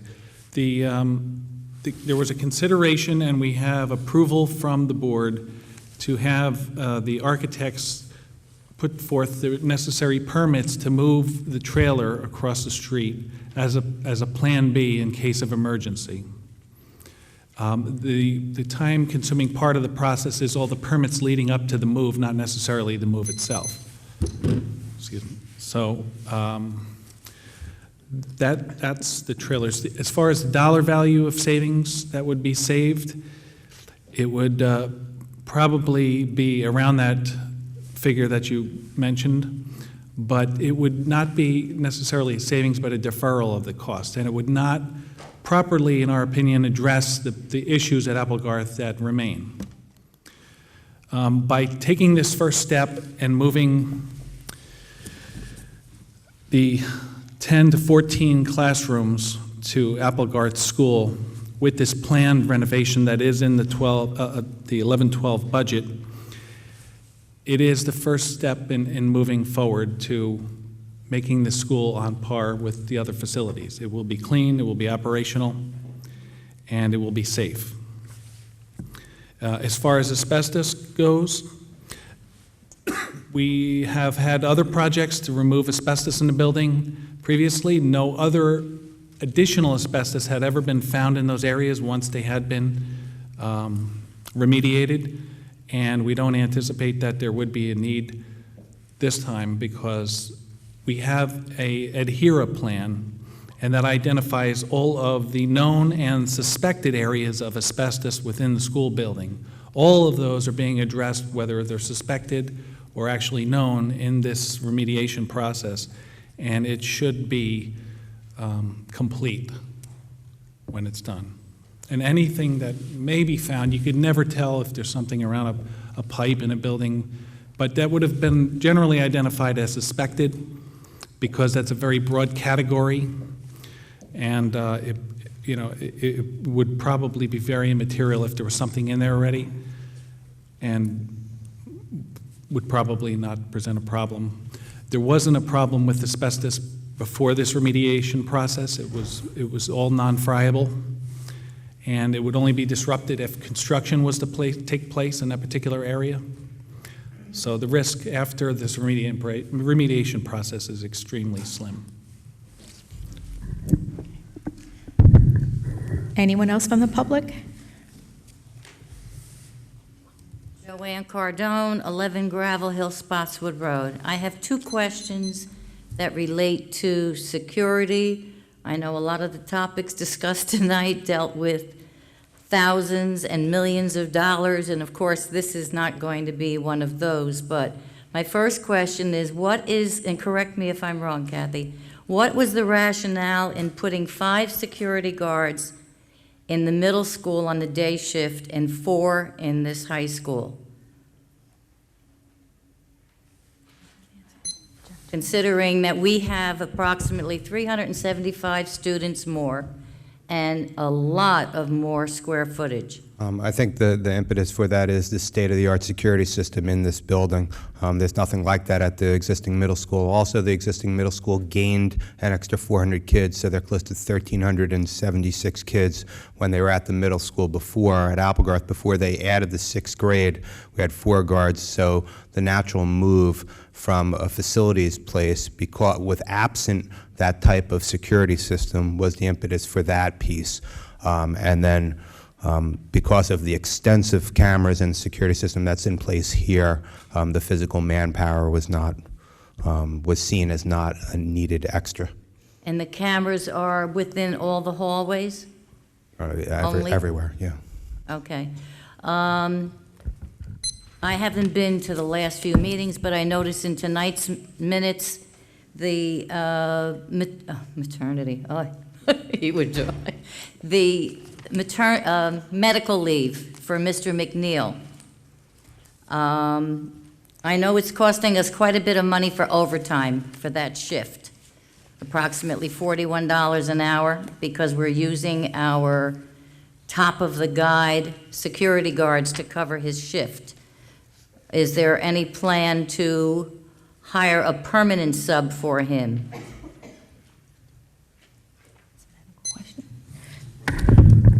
no, it's not really. Since we have no idea how long he's going to be out. Well, that would be a medical question, and we don't have an answer for that. I don't know how long he's going to be out, and I think it also has to do with contractual security issues. Because I think we Sorry, I just wanted to add that that's the same practice that would be the case in any other position in the district. If somebody was to go out on leave, you would have to have coverage, and there would be additional costs incurred. And we usually don't hire a full-time employee to cover any leave. So there wouldn't be a permanent sub then for that position? No. But yet they'll use substitute teachers to cover a security position during the day? I don't believe that, Mr. Gorman, do you, Dr. Gorman? I don't believe that they don't. Mm-hmm. They cover locations and stations. Yes. They do. I don't know. We'd have to find out that answer and get back to you. Okay. Anyone else from the public? Good evening, Tom Notstein, 15 Nathaniel. Question on the administrator's report under item S as in Sam. I noticed that was not voted on, unless I might have been dozing at that moment. Is there a reason for that, and if so, what? We removed that from the agenda, and it will be discussed in closed session at the the January meeting when Dr. Hamilton returns. Okay. Also, with regards to Applegarth School, I know that there is an essential spending freeze that you mentioned this evening. Are any of the items under Applegarth considered non-essential, and will they fall under that non-essential spending plan freeze? Do you want to handle that one? Sure, I'd be happy to. All of the projects that were previously budgeted for the asbestos remediation, the lighting, and the floor tile for Applegarth School were budget priorities for the 11-12 school year. They are currently in the passed and approved budget, so they will be procured. The non-essential purchase order freeze refers mainly to, as the term describes, no program essential items, because generally we find that all of those items are ordered in the early part of the school year. With the exception of like spring sports, they will still be able to outfit every spring sport in every category like that. This is mainly for like professional development and any other non-essential type items. And they always have the appeal to the superintendent or the assistant superintendent if they feel that they would like to argue otherwise. Thank you. Also, I know Ms. Kathy Kalpanovich, you mentioned that the Applegarth School was closed initially primarily just for asbestos removal. Is that an accurate assumption, or did I hear you wrong? No, the board last year decided to close Applegarth for asbestos remediation. And that was the only reason it was closed, correct? Yes. Why are now we at this crossroad? Why are we at this crossroad now where we're looking to do other things? If the asbestos removal is done, why don't we open the school? Well, the asbestos removal will be done, and after we do that, we also closed, that was a major reason, but we also said we would paint and make the lighting updated and put in whiteboards and get rid of the chalkboards that are there. The question now, we had planned to do that for 8 classrooms. Now we need more classrooms. We're anticipating a growth over there, so we need to have more classrooms ready. So the additional money would go towards the extra classrooms that would be needed. Okay, because it's kind of scary when people are throwing out the referendum word. We can barely get budgets passed here. I don't think it's realistic in this economy to even be considering a referendum. Monroe, as you mentioned last time, has over an 11% unemployment rate. This is not the time to be asking anybody for more money. So I think that has to really be kept in mind when we're talking about, in particularly Applegarth. Yeah, I think we're aware of that, and we know that to even have a referendum would take 18 months. We're not anticipating that if we did, that it would pass, and it would take another 2 years to get another referendum in place. And this Applegarth School cannot be closed that long. So we have in place the money this year to do what we need to do to open Applegarth, and as we move along in the next few years, we will continue to put money in the budget to renovate some of the other things that would need to be done, additional classrooms, things like that. Excellent. Okay, thank you.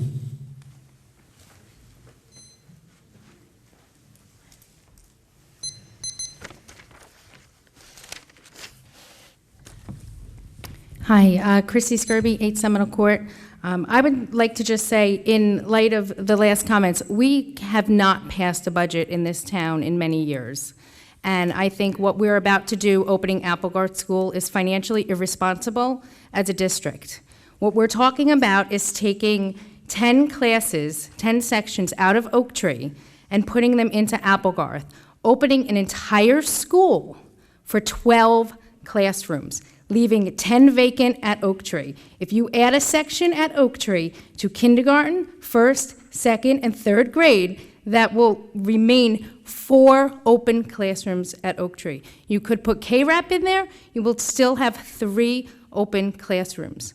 You're going to open a school that we've heard Mr. Masters say has severe problems, $3-point-something million to open for September, when it was discussed in a Buildings and Grounds meeting that the trailer could be moved over for free. The trailer is beautiful. We are paying for it, and we are not using it. I went to a meeting over there. It's bright, it's airy, it has air conditioning. Move the trailer over to Oak Tree. Mr. Ventrilo spoke at our PTA meeting and said that is a viable option for us. Why are we rushing? Why are we rushing? Mr. Ventrilo said he needs that building to be opened by April to start getting his teachers and students acclimated with the building. The asbestos won't even be done till maybe mid-February if all goes well. How are we going to have it opened in April? Why are we not considering a plan that is cost-effective? Why are we insisting? I am not saying close Applegarth School forever. I'm not saying demolish it. I'm saying, why are we rushing if we can save money? What is the immediate need to open the building? I'm just going to say that it has always been the intention of this Board of Education, since we passed the referendum to build Oak Tree School, to keep Applegarth open as a 6th elementary school, and as Mr. Kaufman said, the sister school, relationship between Oak Tree and Applegarth. Applegarth was always meant, when we did the plan, to hold 4th and 5th graders, and that's exactly what we're doing. It's going to be open. The only reason we closed Applegarth School last year was for asbestos remediation. And it closed an entire year, and Oak Tree is not overcrowded. Our class sizes are, on average, 25. And if you move the trailer over for free, for no cost to us, or a very minimal cost, you will add 8 beautiful classrooms to Oak Tree. It's financially the responsible thing to do. We are not going to pass our budget. What happens when it fails? And we go before the town council again, begging for money, and they say, no, we're sorry, you're out of luck this year. You're out of luck. Then what do? How are you hiring $1.2 million worth of staff? How are you paying for the supplies to run that building? Where's the money coming from? We have an option to save this district's money. And you add the trailer, you'll still have 3 open classrooms at Oak Tree. And you will reduce the class sizes till about 22. Why are we not considering something financially responsible? I believe that this board did that last year when we talked about closing Applegarth School. No, that wasn't about finances. That was about safety. That was about safety. It was, but it also was. And you know, I wanted to correct what was said earlier. It was said that this board would never put our children in harm's way. I'm sorry, this board last year voted outside of Mr. Masters and Mr. Chiarella, who said he wouldn't send his own kids here. You voted to send our children into a building during asbestos abatement. So don't sit here and tell us that you would not do anything unsafe for our children. You all voted to do it last year. There is no barrier-free access to bathrooms. There are no fire partition walls. I understand you meet the codes of what, before World War II? That is not acceptable. We sat in a meeting with an engineer saying there's degrees of safety. Not with my child's life, there's no degree of safety. I want him in a building that I know, God forbid there's a fire, that there are partition walls to protect him. Fire partition walls are mandated in buildings now to make sure that fires don't spread through the ceilings. It's great that there's cinder blocks, but what about the ceilings? This building has it, Oak Tree has it. I'm sorry, I demand that my child be in a building that meets the same codes as all the schools in this district. Thank you for your comments.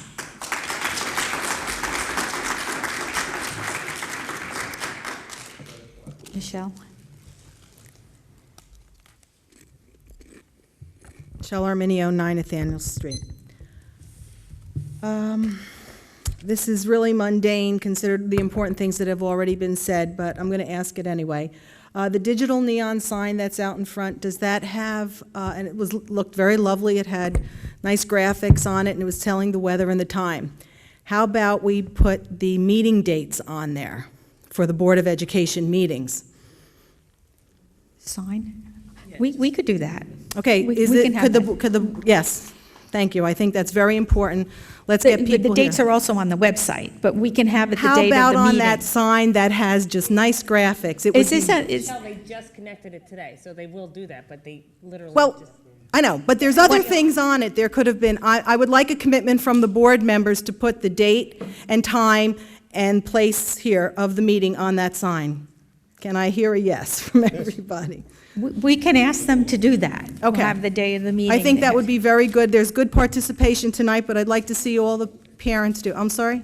We would have to go contact the principal because it's his sign. Okay, I don't think he would object. I think it would be a good thing that all the people in the district know when the meeting is. It's another opportunity for you to give transparency and openness to this board and this the educational system. I'd also like to ask about teacher proficiency on iPads. Did teachers get iPads as well? Yes, all the teachers in the high school got iPads? And how was the proficiency of the teachers with the iPads? That's a great question. So we have an extensive professional development plan in place where teachers throughout the year and throughout next year and ongoing will receive professional learning from it. We have a set of standards, and what we've asked them as we continue to move on is assess their own usage of where they are, and then there's a model to go up, and what is the plan through a professional growth plan, to improve and learn and become a learner towards improving that piece. We've also used some identified vanguard teachers, or a group of teachers that are sort of early adopters, and we've given them some extra training, and they're going to be then internally building capacity and teaching and helping others up that piece. So there's still a learning curve of teachers? Oh, absolutely, sure. Okay. Could that have not been addressed like before the children got the iPads? Because there seems to be a time frame and a waste of time, perhaps. If the teachers aren't proficient, they're not really helping the students become proficient. So we may be losing a full semester or maybe even a year of not being proficient on and teachable moments with a very expensive technology. we are not seeing that right now, because part of the learning on the iPad, which is a little bit different than, say, giving a laptop, is the concept of inquiry. So the process of figuring things out on your own is a very powerful tool. So the teachers can ask the kids how to do it, is what you're saying. Absolutely. But isn't that where learning occurs? I say that lightly, but that's really sort of not the point. I mean, I think it's good that the kids know and proficient, but if we're bringing children into the school system to be taught, I think that the professionals should be proficient in the technology before it's distributed. Also, there seems to be legislation, and this may be more for the public than for anybody else, there seems to be legislation in the state of New Jersey that I think is a very serious concern for parents and for, at least for Monroe, in my opinion, that they're trying to pass a law that would eliminate budget voting in communities. So there's people that they don't want the public to participate in voting on budgets. So I would urge all the parents, because I'm sure the board thinks that's probably a good idea, so you'd have, I don't know how the board feels about that. But I think that voting on how our taxes are raised and how the budgets are done is an essential component of our democracy, and we should not give up that right. So anybody in this room tonight should call their state legislators and say that we don't want that bill to be passed, because I think it's a detriment to our democracy. Thank you.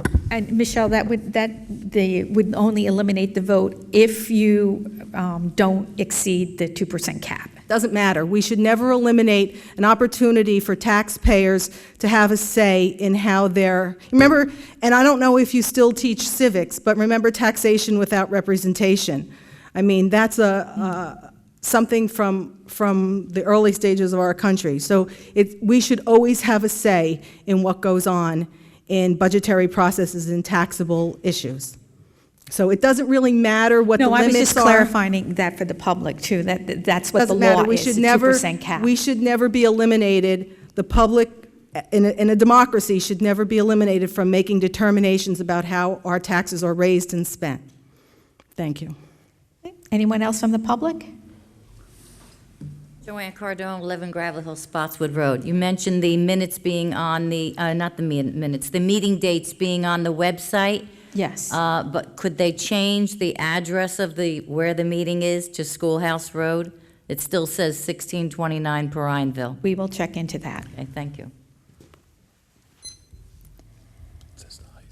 Hi, Karen Rapp, 44 El Dorado Way. One of my questions is about busing with Applegarth and Oak Tree. I've heard several things that the kids are all going to be on one bus, and then they're going to be dropped off at Oak Tree and then bused over to Applegarth. I've heard that there's going to be a 30-minute delay between the openings of the school. So I just wanted to get some clarification on that. That was brought up at the Buildings and Grounds Transportation meeting last night and discussed. There has been no resolution. It's something we're looking at. It's something that's going to go to the Director of Transportation for his input before the board makes any decision. Okay. Also on the code issues, we've updated our curriculum. We've updated everything else. I don't understand why fire codes from 1930 or 1960 are not being updated. I understand it costs money, but these are our kids. We update everything else so they have the best educational advantages around, but yet we don't update fire codes. Mr. Leary? You're addressing the wrong forum. Go to the Department of Community Affairs that controls the fire. We have no control over that matter. Right, but you have the ability to update the codes if No, we have to Well, comply not with the law update the that's codes, but published you by can make the Department of buildings Community safer. Again, I will just tell you that the fire department comes in every year. They do a complete evaluation of not just They're going by Applegarth. the codes of the year the building was. They deem that school to be ready to be open and safe. Sorry. For those codes of that year. Yes. But not of today's codes. Yeah. That's all I can tell you right now. Mr. Klein, did you really want to say something? I'm afraid to. No, actually, 2 points. Something that Michelle said, which I go along with 100%, is the fact that... Can't hear me, I'm so loud. Something that Michelle said that I totally agree with is that the taxpayers have a right to vote and to voice their opinion. And yes, it makes it a lot easier to have a budget go through if it's up to the 2% cap. But I feel that I would want a say in anything that's spent, whether it be with the council or what's done here. So there, I definitely agree with that.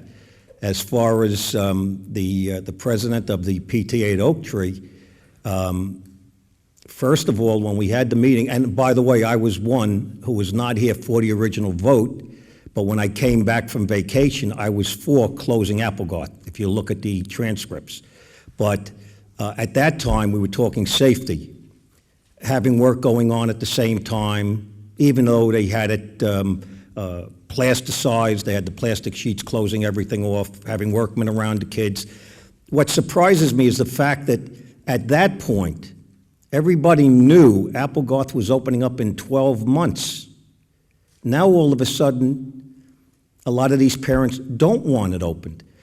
According to state mandate, if that school is closed for 2 years and we go to reopen it, the total school must be brought up to today's standards.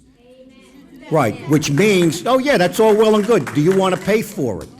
What happens if you can't float a referendum? And then your class sizes are going to be, well, either we go for more temporary trailers, and what happens when the classes become 30 and 35? Are we going to have complaints? Oh, the kids can't learn, there are too many kids in the school. Well, let me tell you something. My opinion, and believe me, I respect everybody here, I respect everybody's opinion. But a decision has to be made based on not what's happening today, what's happening next year, or what's happening 3 years down the road. It's what's going to happen 4 years, 5 years, 6 years up the road. If the market ever opens, that these people are able to get mortgages, and that's what we spoke about yesterday in Monroe Manor. There are plenty of people who want to buy. They can't get mortgages. What happens if Applegarth is closed and all of a sudden we get the influx of all these kids? Where are we going to put them? My thinking is at Applegarth, yeah, I would love to see a brand new school. I go into New Brunswick, I saw a $187 million high school built, totally by the state, for 1,400 or 1,500 kids. Sure, I would love to put a new school up. We can't afford it. We can't keep going back to you, the taxpayers, or the retired people on fixed incomes and have raises of $1,000 and $1,200 a year. My taxes went up $1,000 last year. The adult communities, the older ones like Clearbrook and Concordia, went up anywhere from $400 to $600. These are people on fixed income. I would love to do everything. I tried everything in my power, and finally the administration is doing to get our fair share from this stinking state. But we don't. What are we supposed to do? What I saw there was that the first section will suffice ideally for classes. The second section that they looked at, which we can expand from the money we save, it's excellent. What are we supposed to do? If you wind up with 30 or 35 kids to a class, you'll all be here complaining, how could my child learn in a class with 35 kids? How can a teacher teach 35 kids? What are we supposed to do? Where is the money going to come from? That referendum is not going to go through. If you took all the parents, and instead of 7% and 11% showing up to vote, and they came out in force, do you think the adult communities are going to vote for it based on what's happened in the past? The answer is no. So if I'm open, we're all open to any suggestions you have. I am truly confident, and you heard me when I came back from vacation and the vote was changed to close the school. I told you at that point I wouldn't be a worker in there when the work was going on, nor would I have my grandkids there. What I'm telling you now, based on what I've seen, what I've heard, the reports, the double-checking, triple-checking for certification, not only would I have my wife and my daughters work in that school, I would send my grandkids to that school when everything is done the way it's going to be done. Now, I'm going to add one other thing. We're going to work on perhaps the 2 sections. A lot of the other rooms, all it needs is some painting. A lot of the rooms, they took the lockers out. So it's an eyesore in the back. So they can put up additional shelving, do some painting, and that can be done. It can be done in the winter break. It could be done during Easter break, and it can be done during the summer, a little bit at a time. So we can buy ourselves time, and there's no referendum needed. That's my point. I would love to knock the school down and build a brand new school. I would love to build another oak tree. But we can't do it. We cannot do it. All we're asking is, side with us. Understand our position. We're not lying to you. Don't let rumors spread and to start panic. That's not the answer. We can get more trailers. If that's what winds up happening, we get more trailers. Okay, fine. Hey, no problem. That Applegarth School is closed for 2 years. It's done. You'll never be able to open it again because it would cost so much money to open, and you could not get a referendum passed for it. The school is gone, and you're going to have hundreds and hundreds of kids moving in to your areas, ladies and gentlemen. And then when you have redistricting, everybody was against redistricting. I want my kids to stay with their friends. Why should they go across town? What are you going to do? The growth is over here, not back there.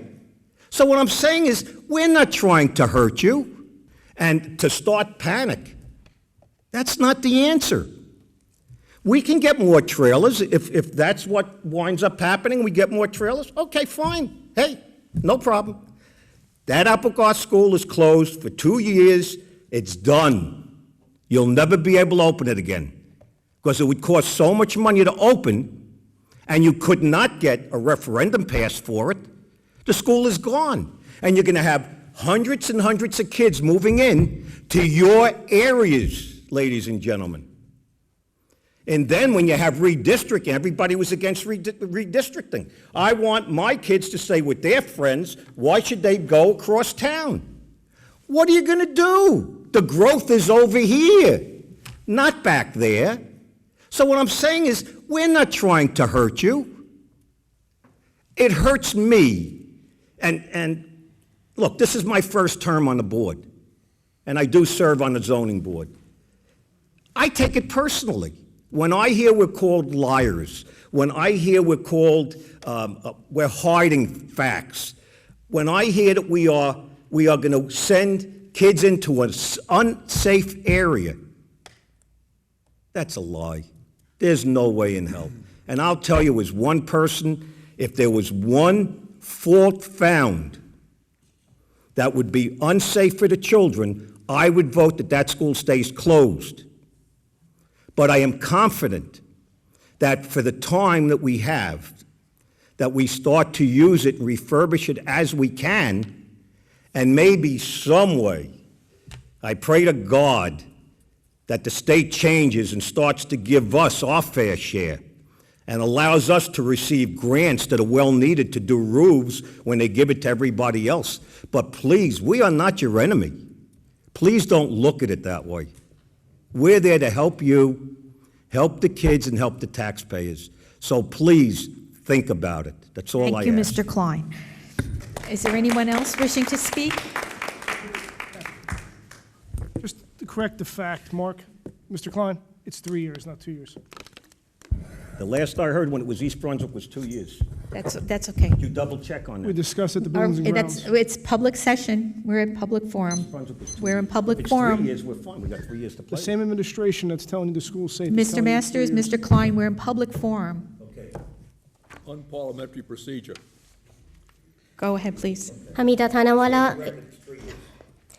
Thanawala, 11 El Dorado Way. I've just been listening to all the arguments from the board and from the audience. It just seems to me that there's Plan A, keep Applegarth open, open Applegarth in September, and do whatever asbestos abatement that needs to be done. Do that and have the kids in there. And then this Plan B, where you have Oak Tree, move the trailers over to Oak Tree, and have all the kids in Oak Tree while you're doing renovations and bringing Applegarth up to standards of Oak Tree and other schools that our kids are going to currently. Those are Plan A and Plan B. It just seems to me that the argument for Plan A is, one, the Board of Ed always wanted it to be a sister school, and so now we don't want to change that need.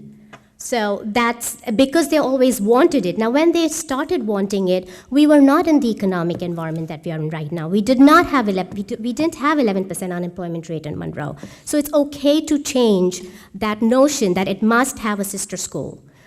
B, I just heard from Mr. Klein where he said the reason why he wants to open up Applegarth is because if he doesn't open it up in 2 years, which now has become 3, so it's given us more room, thank God. But the reason why he doesn't want to open it up is because if he keeps it closed, then it's done for good because it'd have to come up to current standards. But that's what we want. We want our kids to be in a school where it's up to current standards. They're going to be going to school in September 2012. Why not abide by the standards of September 2012? Why go back to the era where I don't know anyone who went to school at that time? So all I'm saying is, as an audience, as a parent, I am not seeing any strong arguments, even cost-wise, financial-wise. It seems like there's going to be lots of savings if we do not open up Applegarth in September 2012. Use those savings to keep renovating Applegarth. Keep Oak Tree open for another year, because I, as a parent of a kid who's in 3rd grade, I have no reason to complain right now about Oak Tree. My kid is getting in a class of 25, he's getting excellent education. I don't think it's the building that makes up education, it's the teachers that make up education. We have excellent teachers in Oak Tree, and let it be. Take that money and make your Applegarth school fit enough for our kids to go there. Right now, as parents, we don't think it's safe that our kids would go there. Thank you. Well, you just said something about it's not the building, it's the teachers. Those excellent teachers at Oak Tree will be moving to... Yeah, but right now the building is unsafe. The Applegarth building is unsafe because it is not up to current code. Oak Tree is up to current code. Okay, thank My you. kid is going there in September 2012. I need the code to be of September 2012. Thank you, we appreciate your comments. Hi, Chrissy Skirby, 8 Seminole Court. And, you know, it was brought up at Buildings and Grounds about doing small renovations, making the bathrooms barrier-free access for children who are handicapped, in a wheelchair, possibly on crutches. The nurse's bathroom cannot be used because it's so small. If a child on crutches falls down, the nurse can't open the door because it's so small. But we cannot make the bathrooms barrier-free access to allow for handicapped children to be in the school, because the minute you do that, you have to bring the building up to code.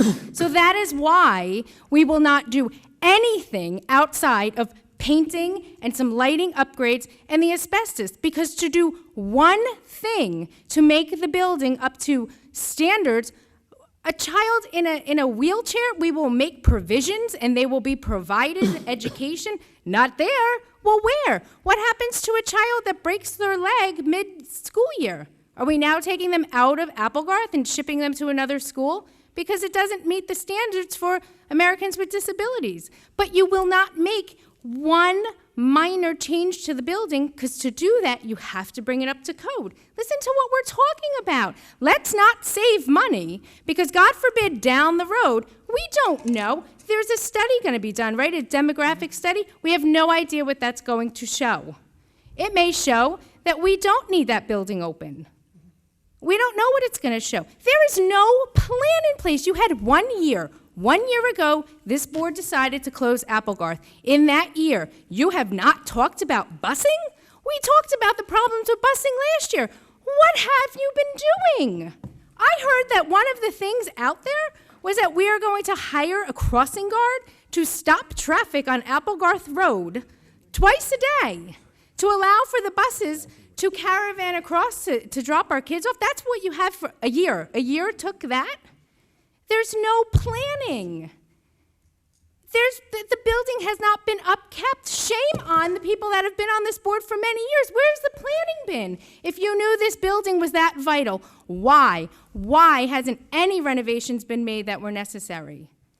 It is financially irresponsible to open that building. Financially irresponsible. The budget's going to fail. We know that. We know it's going to. You know, I try my hardest, Mr. Klein. I run out there. I am begging people to vote for the budget. I do my hardest. I go out there. I hand out flyers at baseball opening day, softball opening day. We have our committee chairperson here tonight, she works hard to get people educated on how to vote, but it's the sad fact of Monroe. It gets voted down. Where is the money coming from to run a school for 10 classes? For 10 classes. Quite honestly, if I was at Barclay Brook or Brookside, I'd be mad. How dare you waste my taxpayer money to open an entire building for 10 classes, 200 students? Okay, thank you very much. Anyone else from the public? Christine Lester, I live at 261 Cranberry Havig Road. My issue with Applegarth is I have a disabled child. It is not ADA compliant. All I'm asking is you move the trailers to Oak Tree that are not overcrowded right now. You use that time to get that school up to par. Stop cutting corners. Stop letting the grandfather clause get you caught up. If it is not ADA compliant now, it should be. And there is no reason that we don't use this year to get it up to code.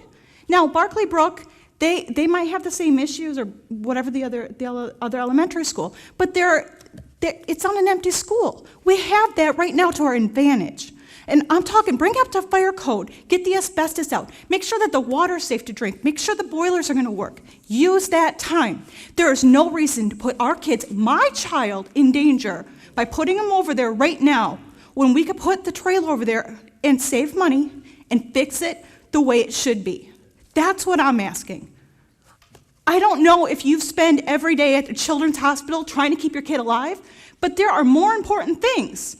I'm not putting him in danger to get one asbestos flake in his lungs and die. I'm not doing it, especially when there's a perfectly good school that's not overcrowded. And if you get a block of trailers, that buys us a year. It buys us 2 years, especially if we're going to have this influx of all these other communities. Why not use the time now to fix this problem? Because if we don't fix it now, it's only going to grow and grow. And what are you going to do if you don't get the school up to ADA compliant? We have children in wheelchairs. When are you going to fix it then? When a child enrolls and then you have to get bathrooms where they can get in? It's just ridiculous to think. We had a year. We talked about this a year ago. You guys decided to close it for a year. I don't know why just the bids are going out now, and then you're going to rush and half-ass things to get it done by September. It's not flying. It's just unnecessary. And that's my issue. Move the trailer over, buy yourself some time, get everything up to code, the fire code, get the asbestos removed properly, get everything done. Don't just throw some paint on it. We're not opposed to old buildings. I live in a 100-year-old house. I don't care. I'm not about having a brand new school. I just want my children to be safe. If there's a fire, I want to know where in the building it is and that my kid's going to get out. That's what I'm asking for. I'm not asking for too much. I just want my child to be safe. We have the time to do it. Let's just not rush it. There's no reason to rush it when we can have the kids at Applegarth. That's fine. Thank you. Anyone else from the public? Is there anyone else from the public? Okay, seeing no one, our next scheduled Board of Education meeting will be held on Wednesday, January 18th, 2012, 7:00 p.m. at the high school. Motion to adjourn. Motion to adjourn. Second. Well, okay. Who was first? I was first. Mr. She was Leary, second. Ms. Antelis, all in favor? Aye. Opposed? Abstentions? The meeting is adjourned.